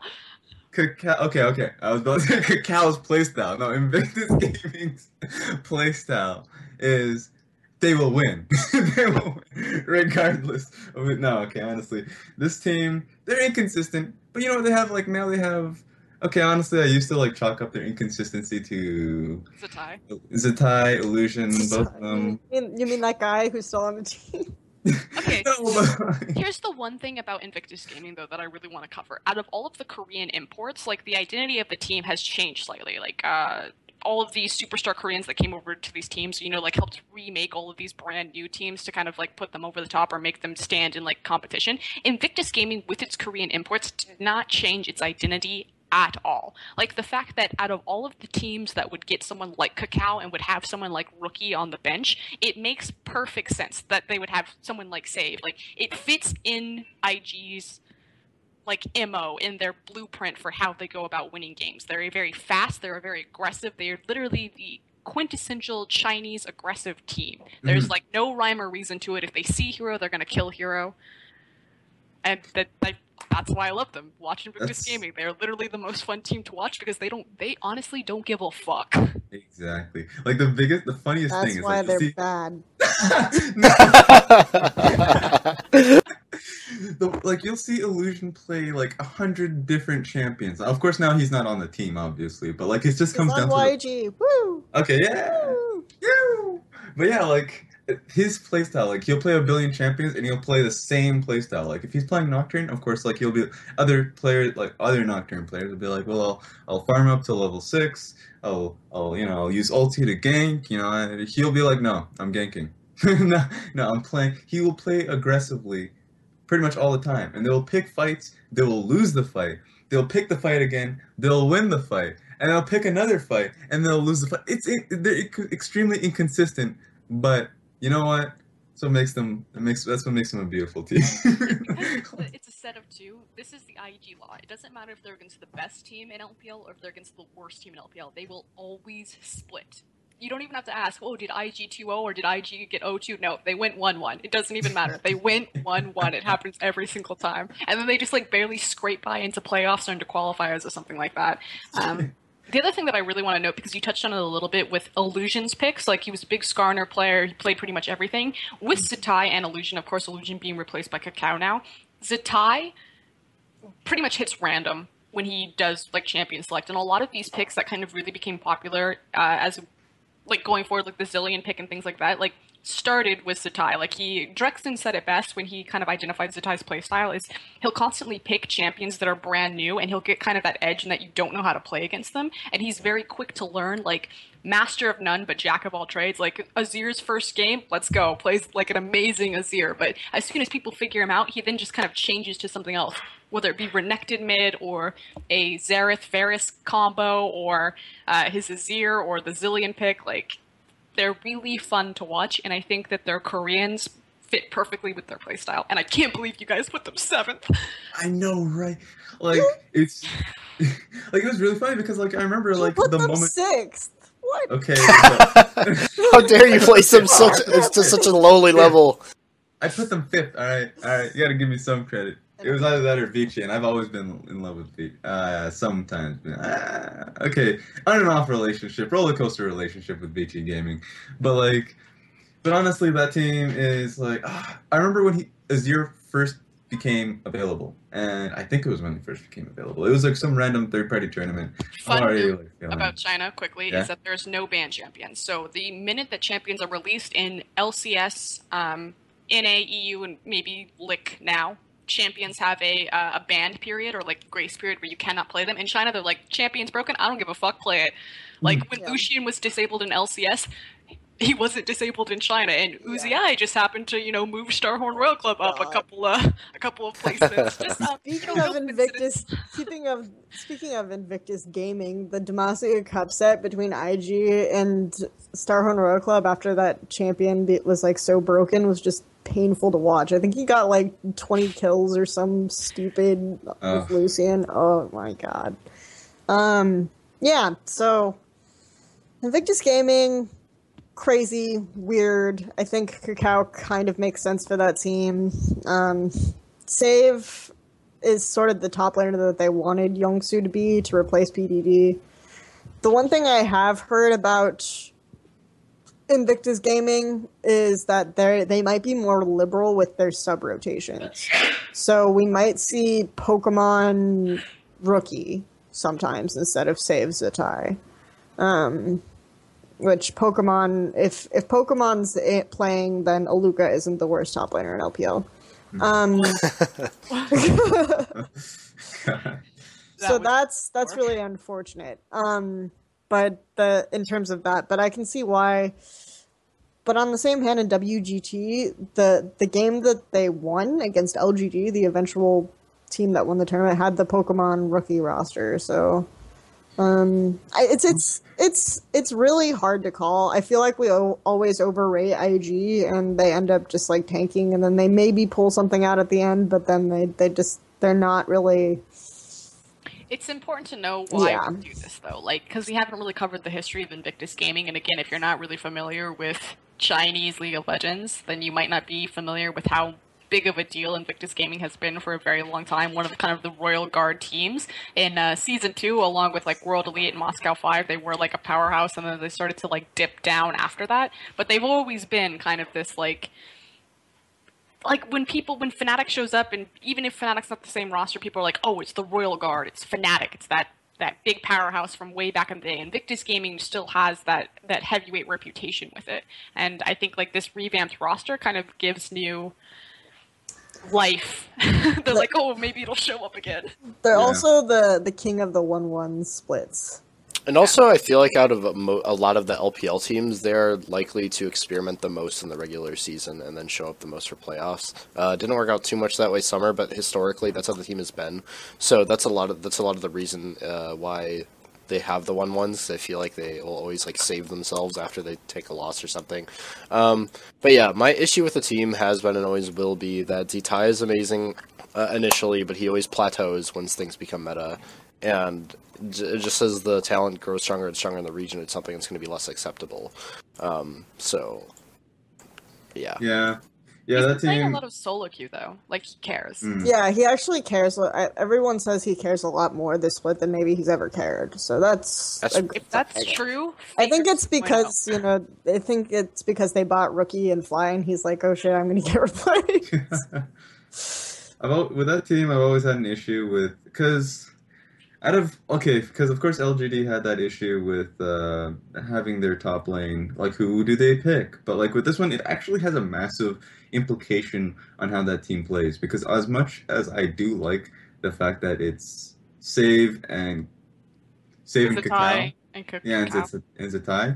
That's great in the sense that they have a lot of raw talent right there. 3 players should be able to carry that team. But does that change the team play, though? Does that change who the team really is? And that's why I kind of favored Pokemon and Rookie, because you have Rookie and Cacao. Pokemon could really play that kind of utility tank, whoever, just kind of play that team play oriented top laner. And so that's why I kind of like that idea, because you change what the team really meant and what that team really viewed game-wise, like how they played the game. So I was kind of leaning towards Pokemon, but I loved Save, and so I was like, I don't know, either works, but at the same time, either one doesn't, and so I don't know. I'm Okay. kind of torn up. Moving on to sixth place, I think we spasmed about IG enough. So we're now in sixth place. So seventh was Invictus Gaming, eighth is World Elite, ninth is M3, 10th is Energy Pacemaker, 11th is Gamtee, and in last place is going to be Snake. But again, sixth place, it's Vici Gaming. Now, if you, again, aren't a fan of China and you are a fan of Korea, Vici Gaming is going to be Mata and Dandy's team, as well as Vasily, for all of you NA fans, because that's how that works now. Yep. But the other two players are going to be their mid and their top, and it's going to be Carrie and Hitong. So, let's talk about Vici Gaming's history. They used to be two different teams, Point and Stand, and they kind of combined into one. They're a very wealthy organization, and they bought very expensive players, including 2 world champions, and the what people would assume kind of the core of Samsung White, or at least in the vision control, the jungler and the support. Now, we've talked ad nauseum about, perhaps the communication issues, things like that. I would say that Vasily probably knows a fair bit of English, or at least basic English, and Mata could probably learn some basic English very quickly, so I don't think that there's going to be very many issues between the bot lane communicating, at least what they want to do as far as, go or back. And the fact that, Dandy and Mata, the 2 vision control experts, were formerly teammates and both speak Korean.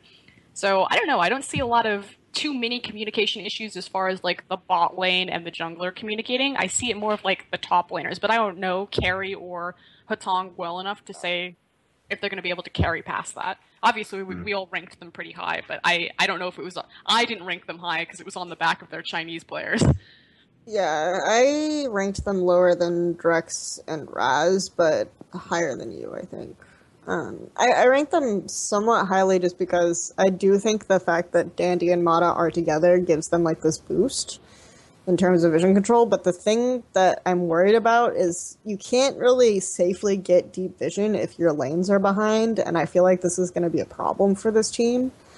Especially with Dandy preferring to do a little bit more farming. He prefers more of the counter gank. I can see, the laners kind of not really being used to that as much. Carry, they're used to IEM, who just, is very proactive, very aggressive. Yeah. IEM, by the way, is on their VG, which I'm not saying IEM is a better jungler. I just think that they're more used to his style, obviously. He's on their sister team in LSPL now with Sketch and Heart, so if more Korean fans. But back to this team, we've got Carrie, who I think is probably their strongest lane. Obviously, Mata and Vasily will be stronger just because Mata is really good at controlling lane, things like that. But Carrie is individually the best. Yeah, in terms of that. But I still think he's got kind of the same syndrome as Amazing J, in terms of he was really good in LSPL, but he's going to come into this, and a lot of the good top laners did come from LSPL, but he's going to come into this arena with more established top laners from China and Korea, and he might not have as good of a showing. And I think Dandy relied a lot on top lane ganks. To play with the teleport? Yeah, to play with the teleport, so I think they might have to change that around a little bit. I mean, really, I feel like this is Dandy and Mata going to have a beautiful romance and be able to... It's how hard can Dandy and Mata carry this team is kind of how I feel. And it's not to say that, because we've already talked about how, Carrie isn't bad and Vasily's not bad, but again, in the context of the competition that they're facing, you would look at Carrie compared to names like Looper, Outgoing, you know what I'm saying, these Koro even right now, and you'd be I don't know, I don't think he's, any better than them, or he's going to be in, the top 3, and so you have to have that element to put them over, and we're just completely basing that on Dandy and Mata being able to be, Samsung White. I want to see, okay, I probably do actually value Carrie more than anyone here. I think he's a really good top laner. The biggest issue that I have with him is probably his mentality. It's literally in the name, but it's more to how he shows himself in the game, in his games, because if he notices... Because Vici, as a team, has never had so much strength in its history, probably. I think it's a very easy thing to say. Um, they've always been a bottom lane weak. Like, their bottom lane's been pretty weak sometimes, like their mid lane. It's kind of like Carey has always felt like he's had to carry a game. Like, and if he's noticed that his team's not doing so well, he'll pick out his ribbon, and he will start like, and he will actually play extremely well. But Yeah, Riven is auto banned against this guy, even out of meta, pretty much. That's yeah, another thing. he's really good. But I want to know if he can adapt to what his team is asking of him now. Because if he puts up too much pressure into the top lane, he can sacrifice, like, he can die easily. Like a top, like someone can just camp him or just give him one gank, and of course the top lane pool in LPL is massive. Like, he won't get that advantage back. He will suffer for, like, and I'm not sure if he's like, this new experience for him in, like, is probably gonna be, it's not gonna work out for him maybe, but like I think if Dandy puts enough pressure in the lane early on, he won't give it up, and so I think he's going to be one of the top laners to watch. Yeah, I think he's definitely. And then we covered Dandy a little bit. Really good vision control, really strong farming jungle, really good counter ganker. Like, he plays the jungle mind games really well. I think that's something that he'll still be able to do. I just don't know how much of an advantage he can get, especially in the top and mid lane, if his like partners, so to speak, aren't going to be that strong. Yeah. We touched on Carey, and conservatively, I want to say he's pretty good. And Raz, I think, has like similar feelings to me. And I think like the fact that he has a carry mentality is going to be really useful, because I think Vasily like is strong in laning and he's like strong on certain champions, but he's not going to be the kind of team fighter that we're going to see out of a lot of these teams with their AD carries. And then we have Hatong, which we're going over like awards for worst player in their position. And I have to give worst mid laner in LPL right now to Hatong. He's actually from Vici Gaming P, which was the B team, but that team actually placed higher than Vici Gaming S in the LSPL. I think that like the organization decided to put, because Vici P, I think for a while was talking about disbanding, and they completely remade that roster. It had a lot of SPG, because there used to be an SPG Vici Gaming union, and then they split back apart. So they took all the SPG players back to SPG. So he used to be in Vici Gaming P, and I think he definitely was. I think Hatong was stronger than Zune. I know that Raz like actually thinks it's the other way around, but I think that's a better choice. I think Hatong had more versatility than Zune, who like was trying to play those assassins and kind of made it work.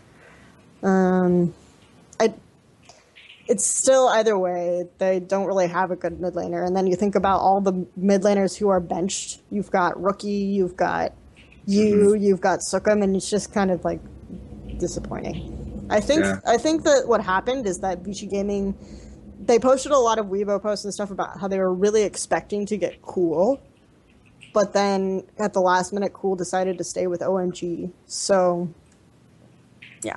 Damn, they could have had Cool, but you know what? I'm happier this way because I kind of wanted Cool to stay on OMG. So. Same. We haven't gotten to OMG though. We are moving on to fifth, which is not OMG. In fifth place, and actually, as I look over this roster, I'm like, I should have ranked this team higher. It's Starhorn Royal Club. Now, to just quickly give a synopsis of Starhorn's kind of like history. Of course, they were Royal Club when they made World 3. World Championship. I'm like, my words are not working right now. Season 3 World Championship. Yeah. I was like, there's a season in there somewhere. And then Season 4 World Championships. They are finalists. And so we will finally get to test the theory of if it was Uzi or if it was the coach, Chris, which now they have 2 coaches, Vical and Chris, a Korean coach and a Chinese coach. The thing about Royal Club is historically after they make finals, they then completely gut the roster and then just like take an immediate nosedive and slowly start climbing back up. If it's good. And this seemed to like follow history because, you know, Uzi left and there was no replacement. Everyone's like, oh god, there goes Royal Club, just taking a nosedive again. And then bam, even before their struggle period, they get Name. So Name is the new AD carrier for Starhorn Royal Club. It's going to be Cola. They are not starting Ackerman, but they do have him on the roster. Insec in the jungle. It's going to be Korn in the mid lane, Name in AD carry, and then Zero in support. And now as I look at this team, I'm like, you know, Name did more with positive energy than He's got more here. He's got Insect and he's got Zero. And for a while, he had like Positive Energy for most of 2013. Had a jungler who a lot of people thought was like one of the best Chinese junglers of all time. They had Jing, and they didn't really swap him out until towards the end. And that's kind of speculated as to why they didn't make Worlds. That besides like Starhorn, besides Royal Club Hangzhou just like suddenly getting beast mode.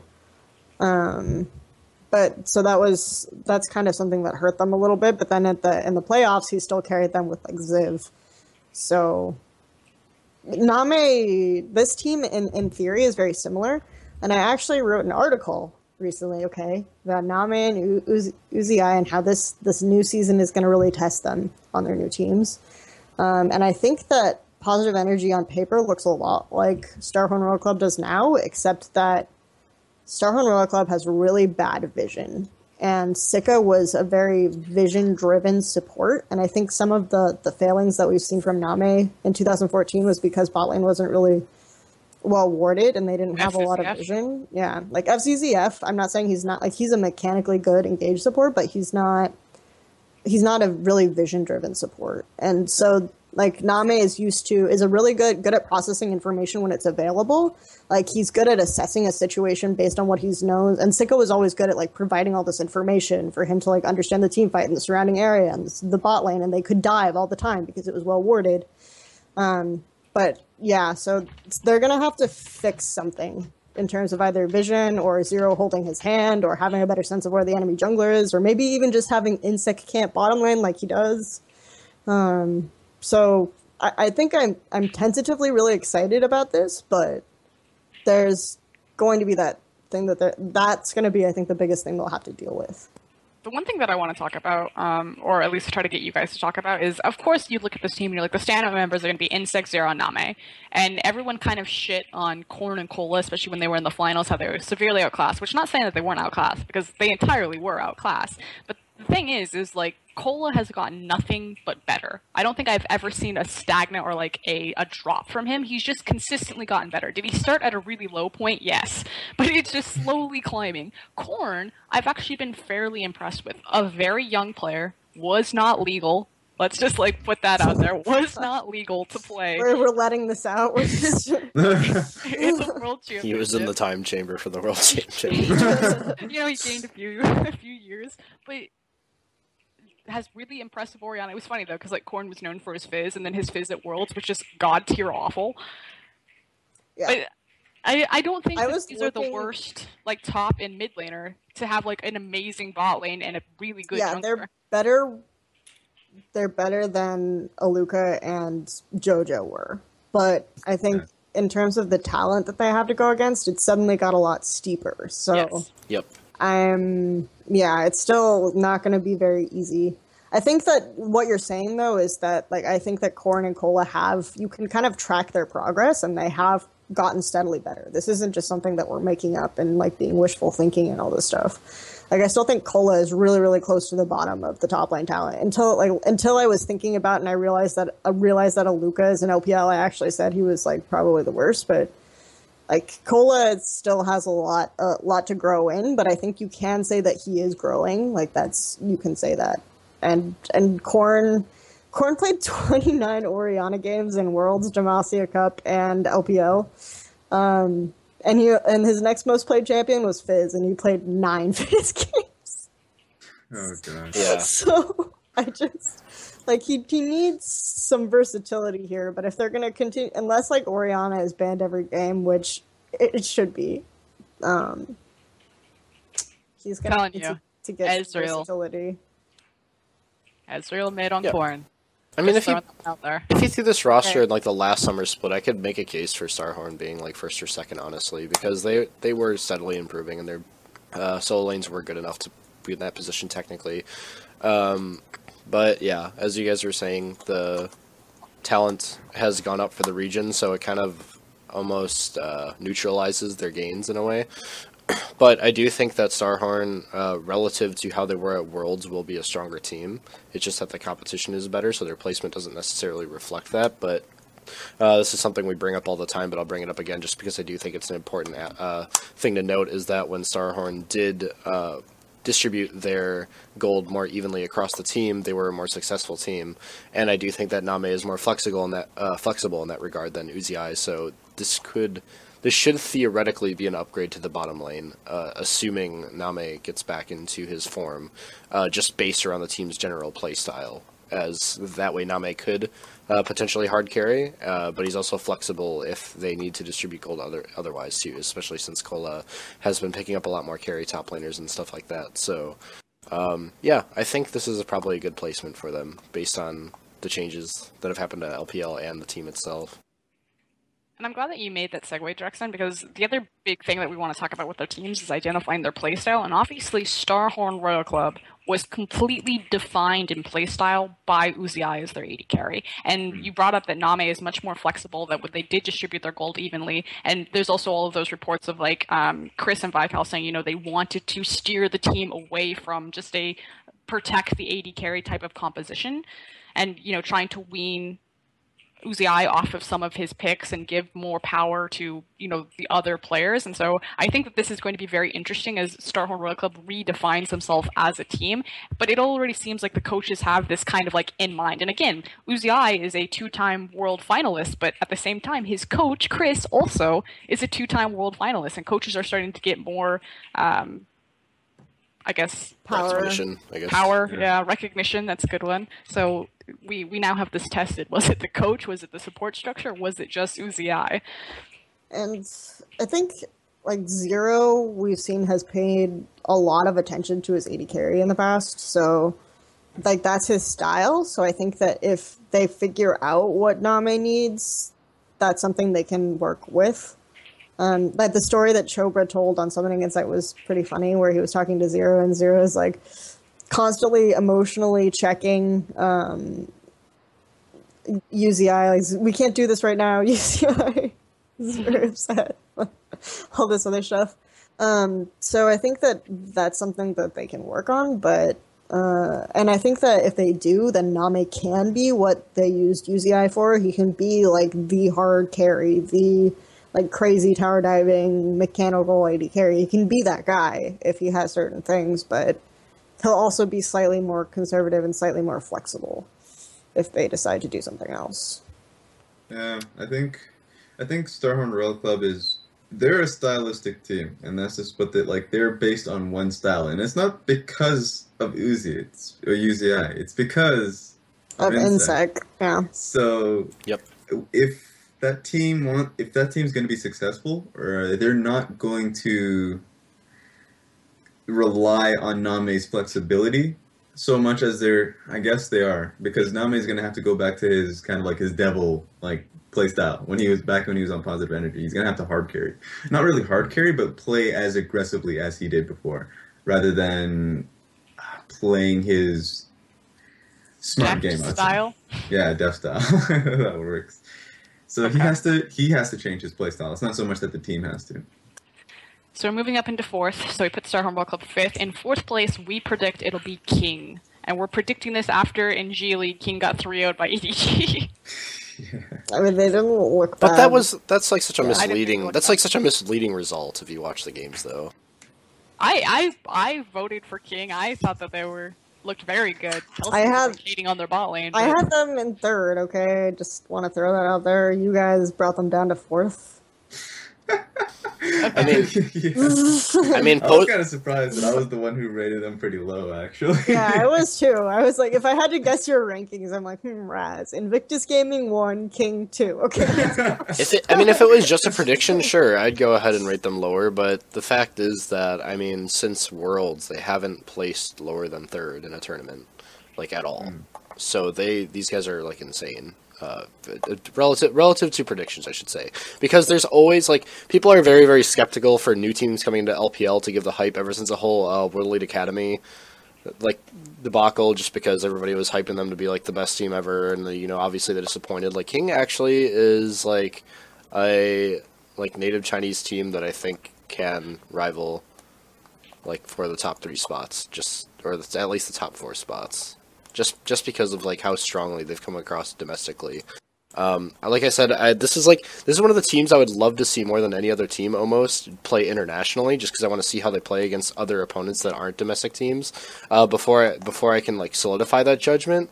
But just against their own teams, they're really, really good. It's just that until they expand and play against new styles or other regions and stuff, it's kind of hard to like say that they'll be like, you know, a top team just yet. So I guess we'll see.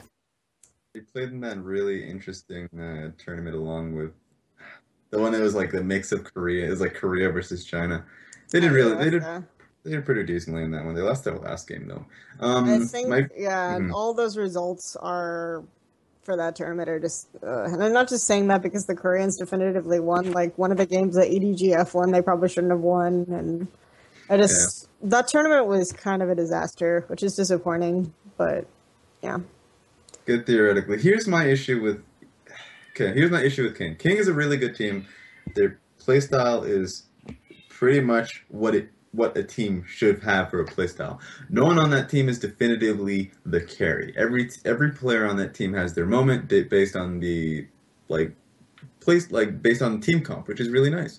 The biggest issue is how they've done so well in the preseason, and that's based on how weak the scene was beforehand. Because this is like first OMG was like experimenting with Xi'an like with a billion. Yeah, but times. even OMG even used their world's roster in one tournament against King and got 2-0 by them. And then I mean, just talking to someone who is pretty close to the OMG organization, they say like we can't beat them ever.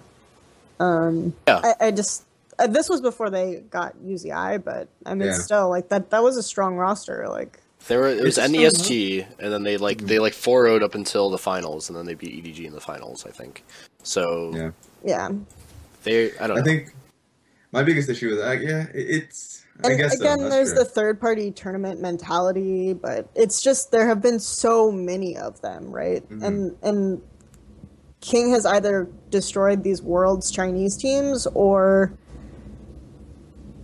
taken games off of them in every series except that one G League final. So they're a very young team as well. And also, even if they don't become a top 3 or top 4, we can at least tell that they're consistent. Like they've never really had a slump tournament where I'm just like, wow, these guys had a bad tournament. You know, they've actually always been solid, at least in some facet.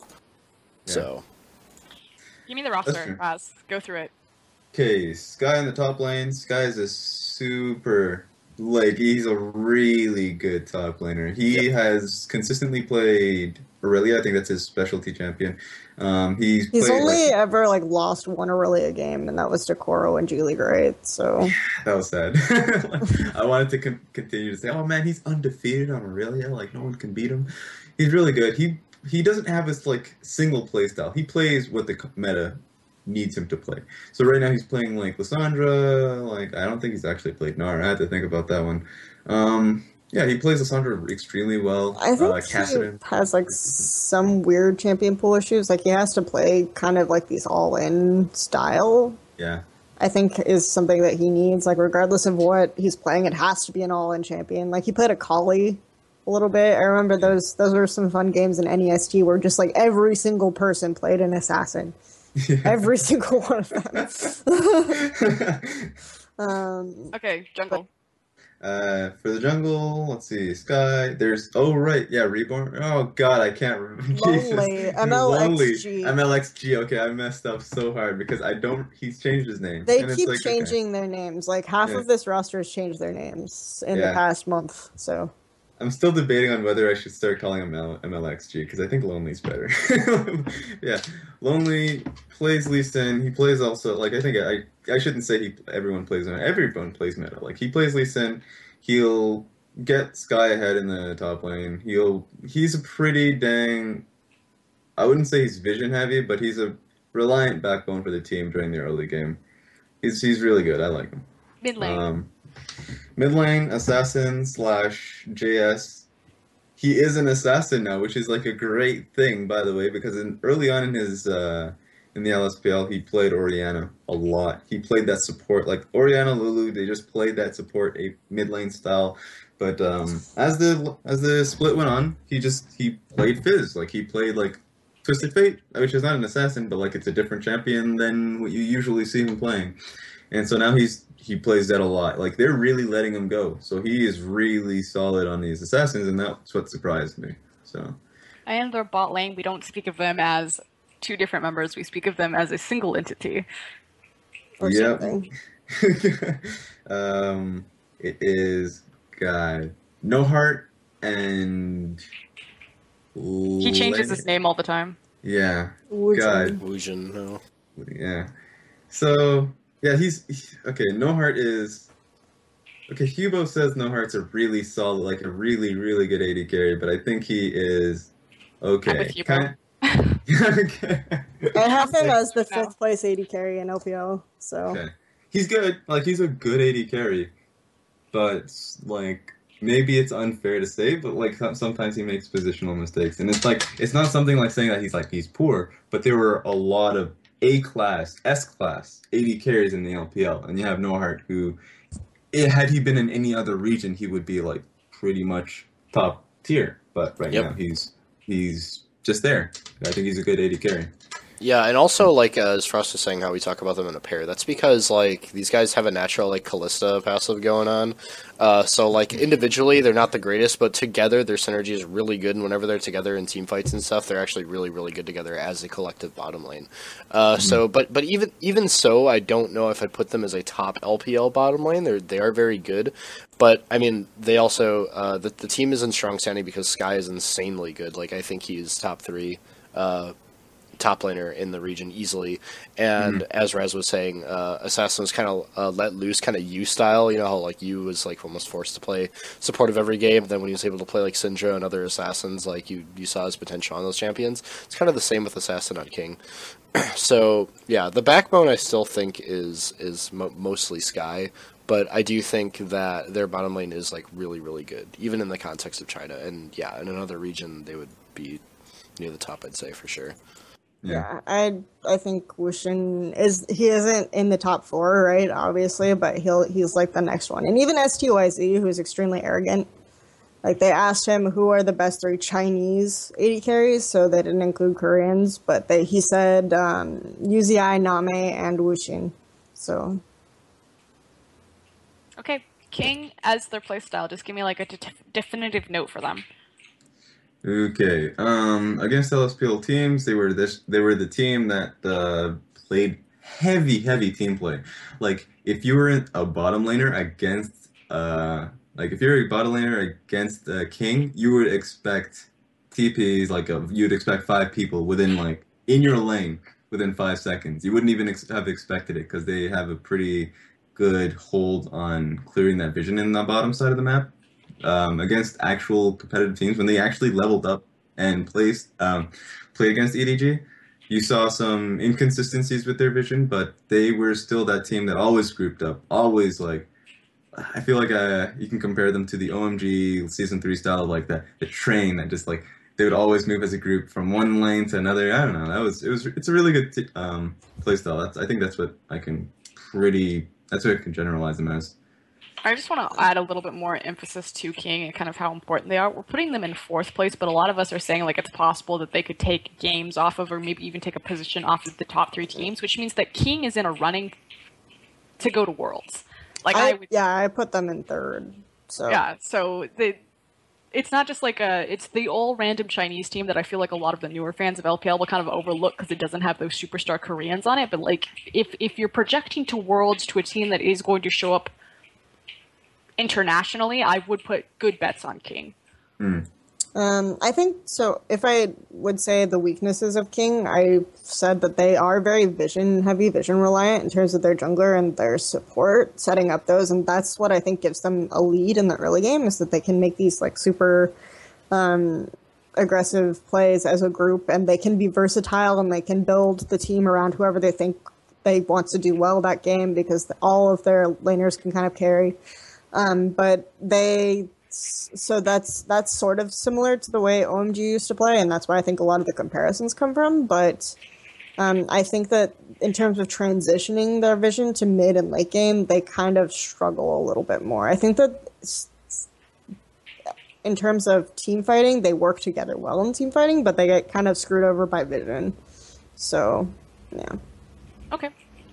So moving on to the top 3, we've now made it. These are the teams that we, in our average scores, are projecting to go to Worlds to represent LPL. And obviously this means that LGD, OMG, and EDG are still up for grabs. So combination of that. And in 3rd place, we decided on LGD. So Flames team, although on the starting roster, when you look at the website, it has Acorn starting, but they've been very vocal that they're running like a 6-man type of team. Well, they said they want to mostly play with Acorn, I think. They're a little bit different from IG.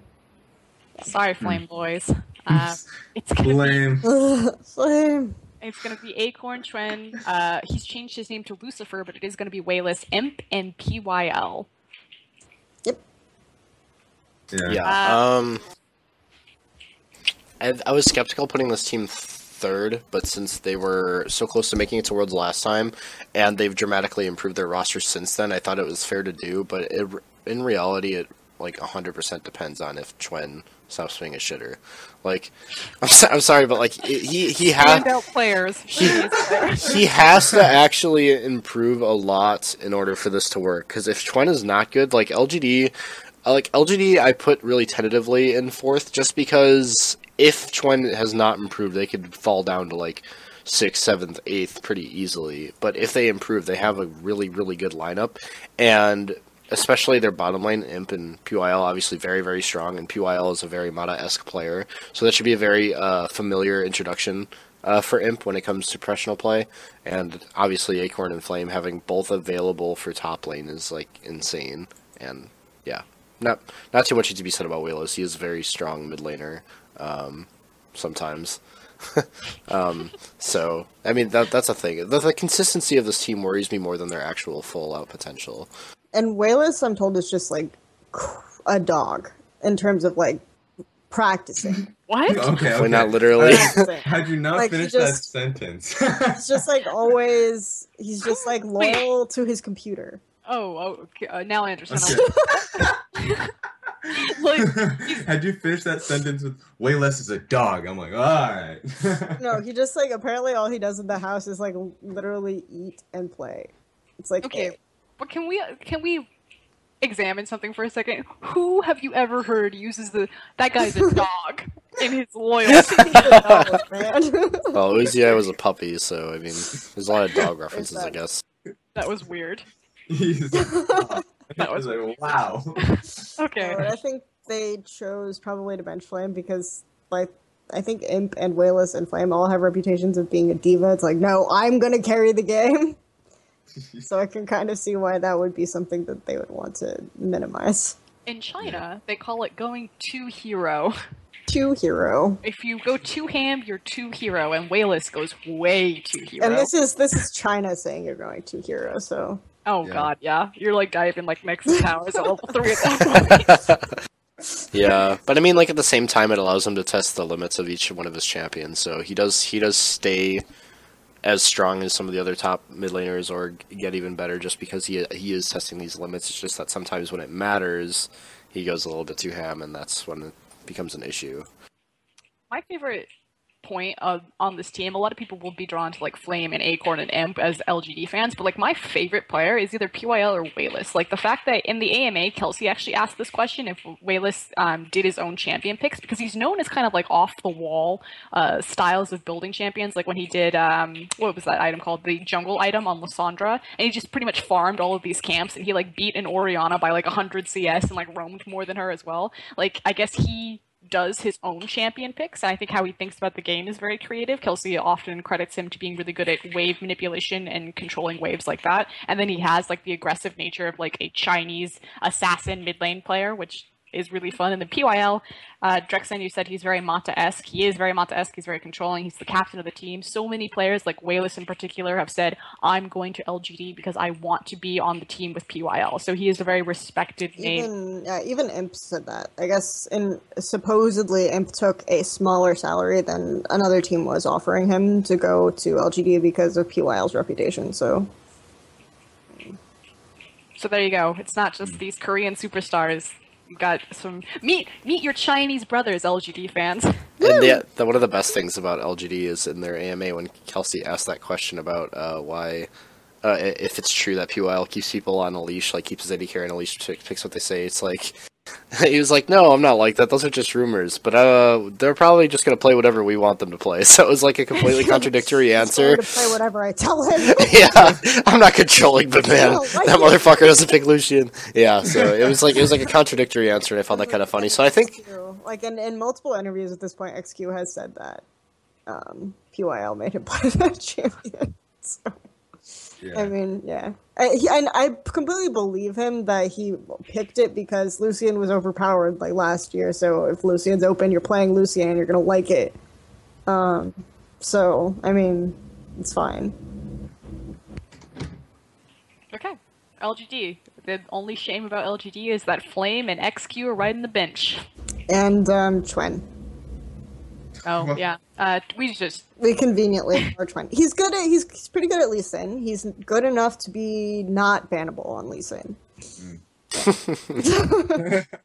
No, Who's the weakest jungler in LPL? That's what I think. I said it either Chwen or Beast because I don't know enough about Beast. yeah, probably Beast. So there we go. But that's not fair. I'm just saying that because I don't know him very well.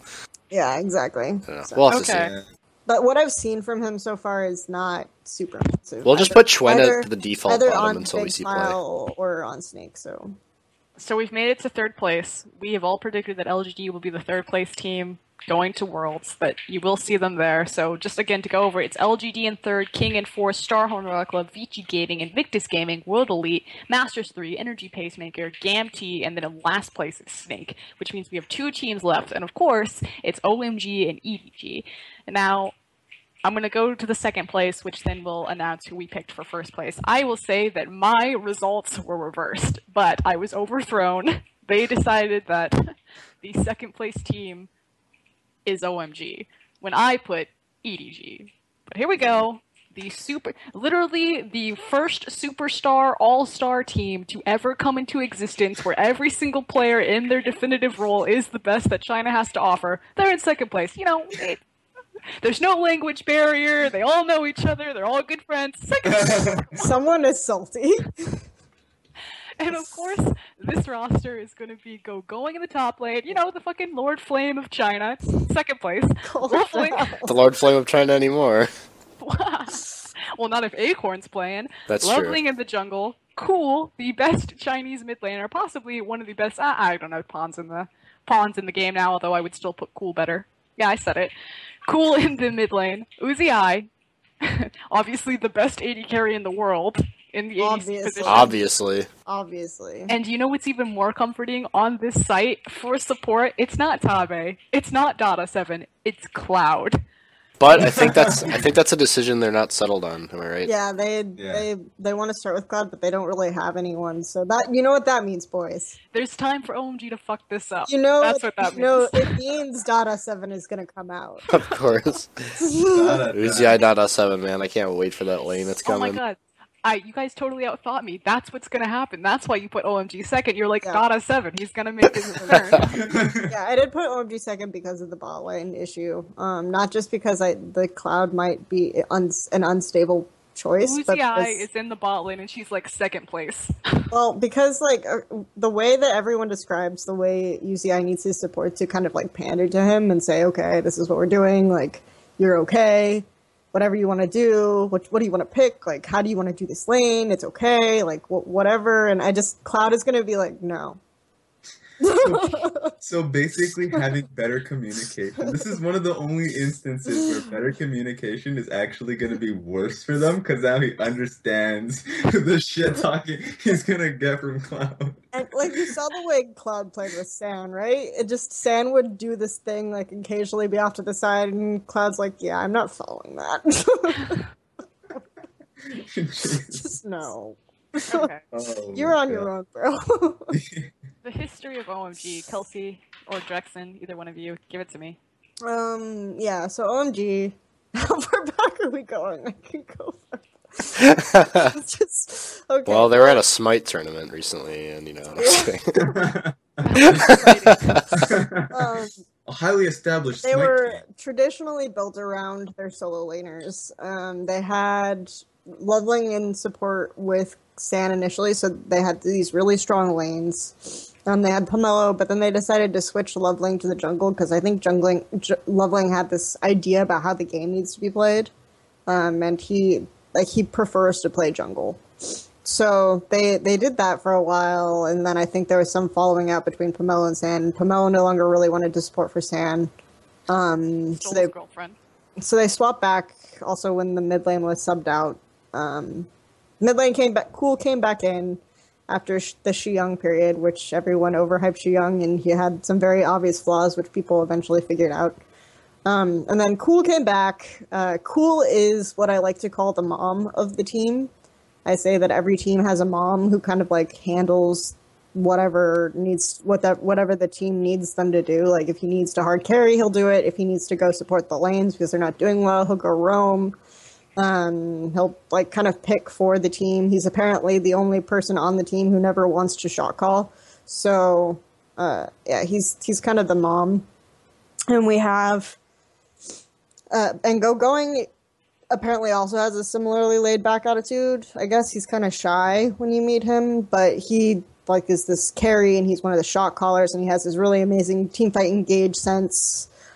So they're very flexible players, and that's the one thing where I think that if they need to play around UZI, if UZI just like won't bend, they'll do it and they'll still have some success with it. I just don't think it'll be as good as if they manage to figure out a style if they manage to also make UZI flexible, and like the three of them can kind of switch who's going to carry, like what kind of style they're going to play, when they're going to go in. And I think that if that will work out, it'll be a very strong team.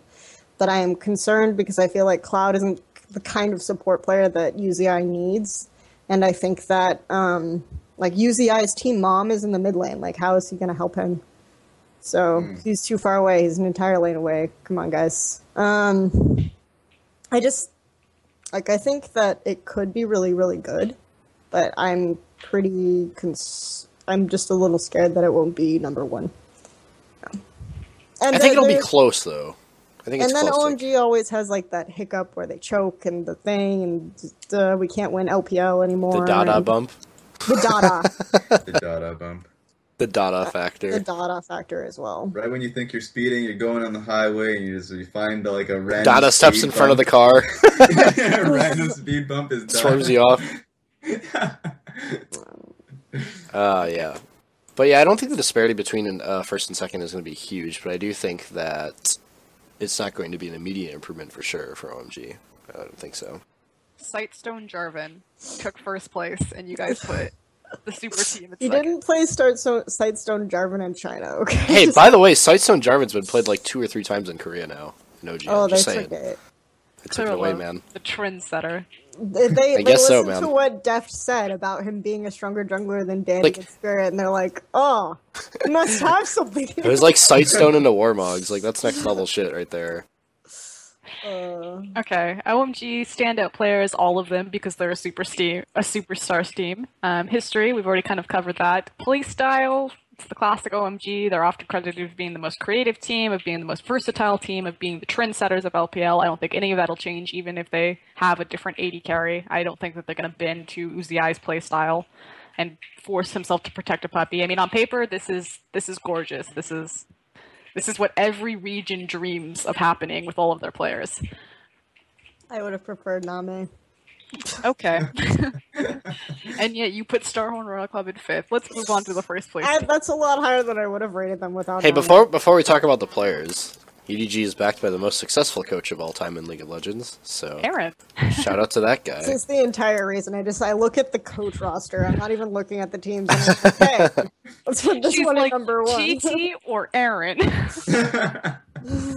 While we're all looking at the team, the player roster, she only has one name on each team. It's like Aaron first. Chris, 2-time World Championship finalist, 5th place.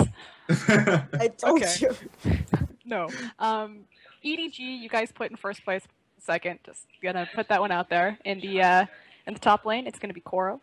In the jungle, of course, it's gonna be Clear Love. Pawn in mid, Deft. on AD carry, and then Mouse on support. Yep.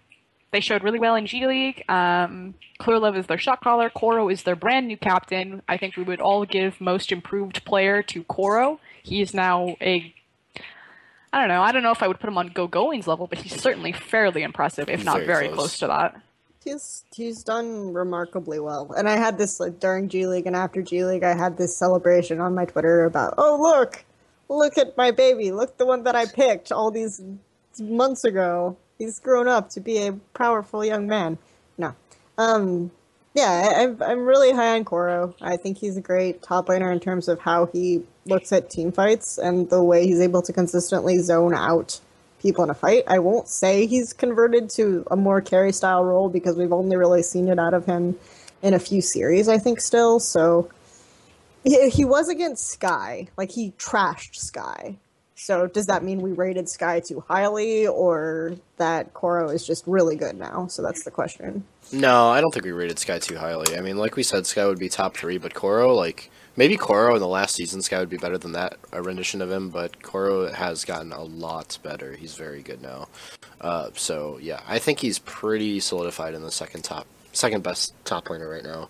I mean, but then again, there is Acorn and Flame and LGD, so that's going to be tough. And Flame might not play, so we don't know. Yeah. To talk about the champion picks on this website, if this is the tool that people who aren't familiar with LPL are using, do not take their champion picks. I was going to say that. I'm pretty Almost sure, like all of them are wrong, yeah. I'm guessing that, like, they asked EDG what champions they want to go on there, and like, do we want to give people free bans against us? I know, let's just put some random shit out. Oh, God.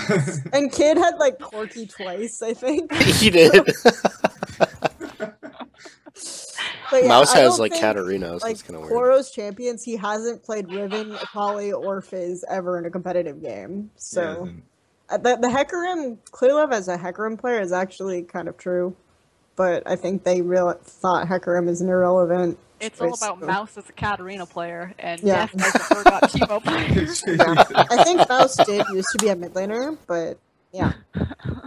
I was going through going through those teams. Like, I was like, oh, let's look at Captain 57. I didn't see like Lee Sin at all, and I was like, at first I was a little like, really? Why they didn't have Lee Sin? I was kind of like tweeting about it, slapping the keyboard, kind of sad about that. And as I looked through the rest of the teams, I was like, okay, all right, I see where this is going. I see. Never mind. But EDG's is the most obvious. Like, Yeah, when you see Teemo EDG. or not Caitlyn. When you see Def, it's like, all right, I'm not even mad anymore. That's not even a big deal. Oh, man. Okay, so EDG, I think the kind of interesting thing about EDG is their playstyle has definitely changed as far as, like, if we take their G League comparatively to their... We always called them Baby Blue, because they reminded us of Samsung Blue and the fact that it was very much a team fight oriented. Their motto was don't lose lane, don't lose Baron, and that was pretty much it. And they would come out late game, like even 10k gold down, which they showed at the World Championship against their Samsung White game. They would be able to win team fights.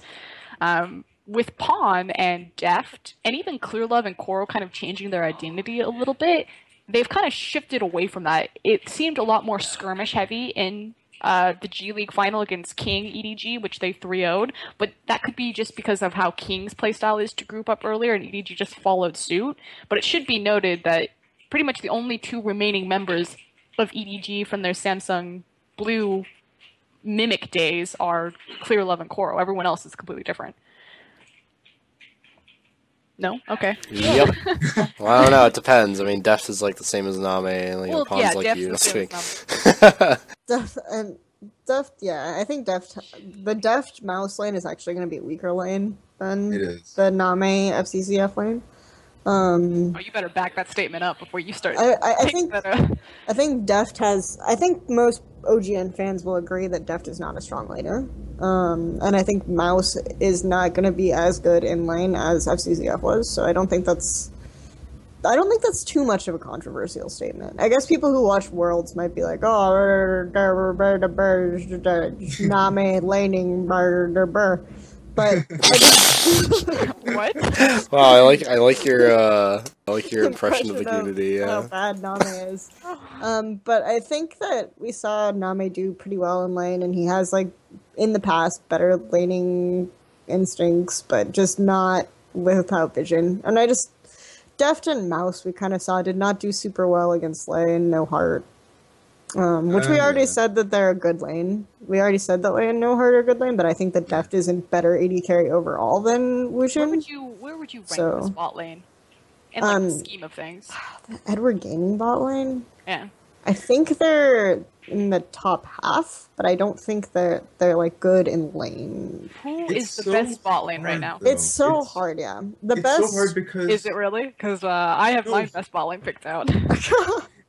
My strongest bottom lane is either Name, Zero, UZI Cloud, or AmpPYL. Yep, same here. So they'd be at least fourth, I'd say. Or at most. And I think Wuxin Lei in lane is going to be better than Deft Mouse, so yeah.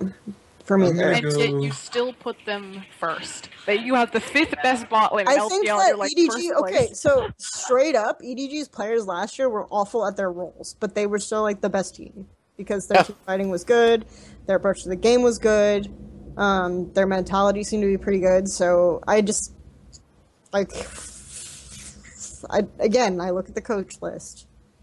This is all I care about. This is why picking out the best bot lane is really difficult, because if you were to compare, I think the greatest comparison you can make is like a Deft to an STYZ, and it's not based on simple mechanics, it's based on what they feel like they need to achieve on that team. Like Deft, it's so hard to figure out why he was such a, I wouldn't say bad laner, but a passive laner back when he had Heart in lane. It felt like it was based on what they wanted to achieve. First, I felt like Hart was not that good of a support. Say whatever you want. He was okay. He was okay. Maybe it's difficult to rate him because he's right beside Mata.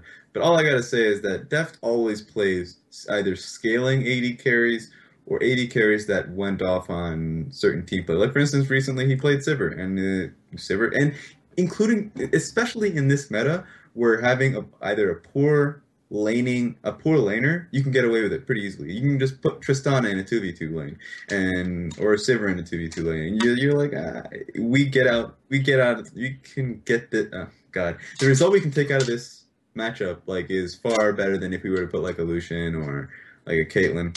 And with like Oh, sorry, I thought you were done. Go ahead. Oh, okay, I think it's just, I feel like this is definitely the meta, especially for Deft, and so even making that ranking for who's the best bottom lane, I think I would go for Deft because he has that style in which he wants to play for the team. Like he'll play a Sivir and maybe he will lose bottom lane, like he'll come off even or like a little bit behind, but he will by far be the most effective AD carry during team fights. I don't know, that's just my opinion. And apparently Deft makes friends with everyone internationally, and now his new BFF, he's moved on from Cloud and Reckless to Clearlove. And he wants to impress Clearlove, and he likes Clearlove, and he thinks Clearlove is a good jungler, so he's gonna try hard. It doesn't matter what you think, everyone else. Definitely Clearlove is. But yeah, pretty much all the interviews with Clearlove or Deft right now are about how attached he is to Clearlove, apparently. I think Clearlove is a good... He's a nice guy. ...member. I don't think he's the best jungler, but I think as a team fighter he's and as a really shot good caller, it's funny because like Clearlove is the Deft of the jungle. He's in the early game. He just like drive-bys, but he team fights really well. Okay. So, anything else we want to say about EDG before we wrap it up? I think that if Koro and Pawn monster laning phase against everything, because like JS and Sky aren't bad top and mid laners, right? So if they can monster laning phase that well, then I don't know, we could see a really interesting EDG this spring. Excuse me. Okay. Yeah. So first place we gave it to EDG, second place OMG, LGD, King, Starhorn Royal Club, Vici Gaming, Invictus Gaming, World Elite, Masters 3, Energy Pacemaker, Gamtee, and in last place we put Snake. Any closing statements? Cheer really. for us. We'll show you good China Talk episodes. Oh yeah, I had people asking me to ask opinions about no Chinese or Korean teams going to IEM Taipei. I don't know if you guys have anything to say about that. The people were asking for it to be put up for discussion. So. If we do it, it needs to be done quickly because Yeah, no, I know. There's probably background noise on my end. I guess we could just say TLDR. It's bad. Like it sucks. I don't know. Like that's dumb. I guess they should have them, but. What can you do? I mean, that's always the case with the IEM. Like, there's like a couple of good teams in like the non-championships, and then there's just like a bunch of teams you've never heard of. Like, that's just how it is. I think there is some miscommunication between like ESL Asia and the ESL branches. At least when I did an investigation of why kind of like the Intel Extreme Masters Shenzhen was a little bit sloppy, there were a lot of issues with miscommunication, like coming up even between like Tencent and Lace and ESL Asia, ESL, like the main ESL branch. So I think that that's a possible issue. The other thing is just notoriously, it's been hard to get some visas for like Korean and Chinese players for Intel Extreme Masters events in the past. Like some teams have had to back out because of that. So I think that we'll definitely see a Korean team invited to the World Championship for sure. And then we'll have that Intel Extreme Masters World Champions, so they'll have an invite, and then World Elite will represent China after Intel Extreme Masters Shenzhen. So let's just make it clear: our predicted 8th place team will be representing China at IEM. Woo! Okay, Yeah. so just so this doesn't come up and be like China shows terribly at international events, the 8th place team from China. IEM has always been taking the garbage. Okay, I don't Korea want to will say be garbage. represented. The garbage you mean at always IEM. W and IG, because like they're like, oh, those teams existed in 2012. They must still be the best teams in China. I don't know. Korea Holy will be IG all the time. represented, and Korea will be represented by Spirit and Ninja. Hey. Woo! Yeah. Okay. Right, Yeah. I guess that's pretty much it. Okay. Is there anything else? Shoutouts? Shoutouts? Shoutouts. I'm going to give a shout out to Energy Pacemaker. They were incredibly gracious and patient and very helpful in our time in Shanghai and setting up scrims and finding us tryouts and showing us around and having dinner. So I am going to give a shout out to that organization in particular. Yay, Yep. Okay. Oh, go ahead, Mike. No, I was just saying. I Okay. was just gonna say, since this is the first China Talk episode we've done since the announcement came out about Riot doing the English podcast for LPL, I want to give a shout out to everyone who worked on the LPLEN with me. Tencent, Twitch, obviously Ryan was a caster, Raz casted for it, Mike helped out with a lot of the research. We had Pyrotechnics, we had Rapid Casting, we had Nero Integrate, we've even had Broken Shard. Pastry time. Pastry Time came on, we had Duncan Skill Factory. And Chris as well. Chris we the had Man. Chris the Man do a Tasty cast for Nubbins. us. Just Tasty Nubbins was great. We had Ryan Cold River. Oh, River, yeah. There's a really long list of people like Hubo, Soldra. It was a Games good in time Asia working helped pepper on out. these guys. Esports Heaven. And like I said, really big thanks to Tencent and Twitch. They want to work with us in the future, potentially on some other projects. I can't really say anything about that yet. But so as a group, hopefully we'll continue to do cool stuff. Yeah, so I wanted to give a shout out on that for sure. I also want to address like self-promotion time. I wrote an article on Gfinity. My first article on Gfinity is about the great UZI Name debate. I think it's one of the better things I've written. So if you want to It's check really that good. out. Yeah, thank you. It's okay. Drux and Raz. You go first, Drex. You gotta prepare yourself. All right, man. No, okay. So yeah, again, same as Kelsey. Shout out to all the LPLEN staff. I was more of a background working guy on it, but I really appreciated working with the team and doing everything. It was a lot of fun. I wish Riot's broadcast the best of luck. I will miss working on this project, but hopefully it ends up for the best at some point, if not initially. And shout out to Esports Heaven as well, and also. I want to do a special shout out to AGDQ because they were really fun to watch and they kept me up and made me sleep like 4 hours before the show. So, good job, guys, on raising money for cancer. Woo! Oh yeah, that was perfect. Yeah. Okay. My shoutouts. I'd like to Kelsey Moser already went on through the LPN thing, the shoutouts, but specifically with the people who worked with me because I was um, I was building up. It's my first casting experience, and so it was a great experience. I made a lot of mistakes, but you know what? Guess who carried me? It was Frost Gurn. That was like amazing experience. Tasty Nubbins, Hubo, like River, Pastry Time. It was an amazing experience in which I had to like deal with and like there was a lot of great human beings in that place, and it's hopefully we will see like something going on in the future. I'd love that experience once again. So it's great stuff. Also Esportspedia, and congratulations to Hubo on his new experiences in life. We'll be seeing that in the next coming up soon. So yeah, I think that'll wrap up my shoutouts. Okay. With all of that, Good boys.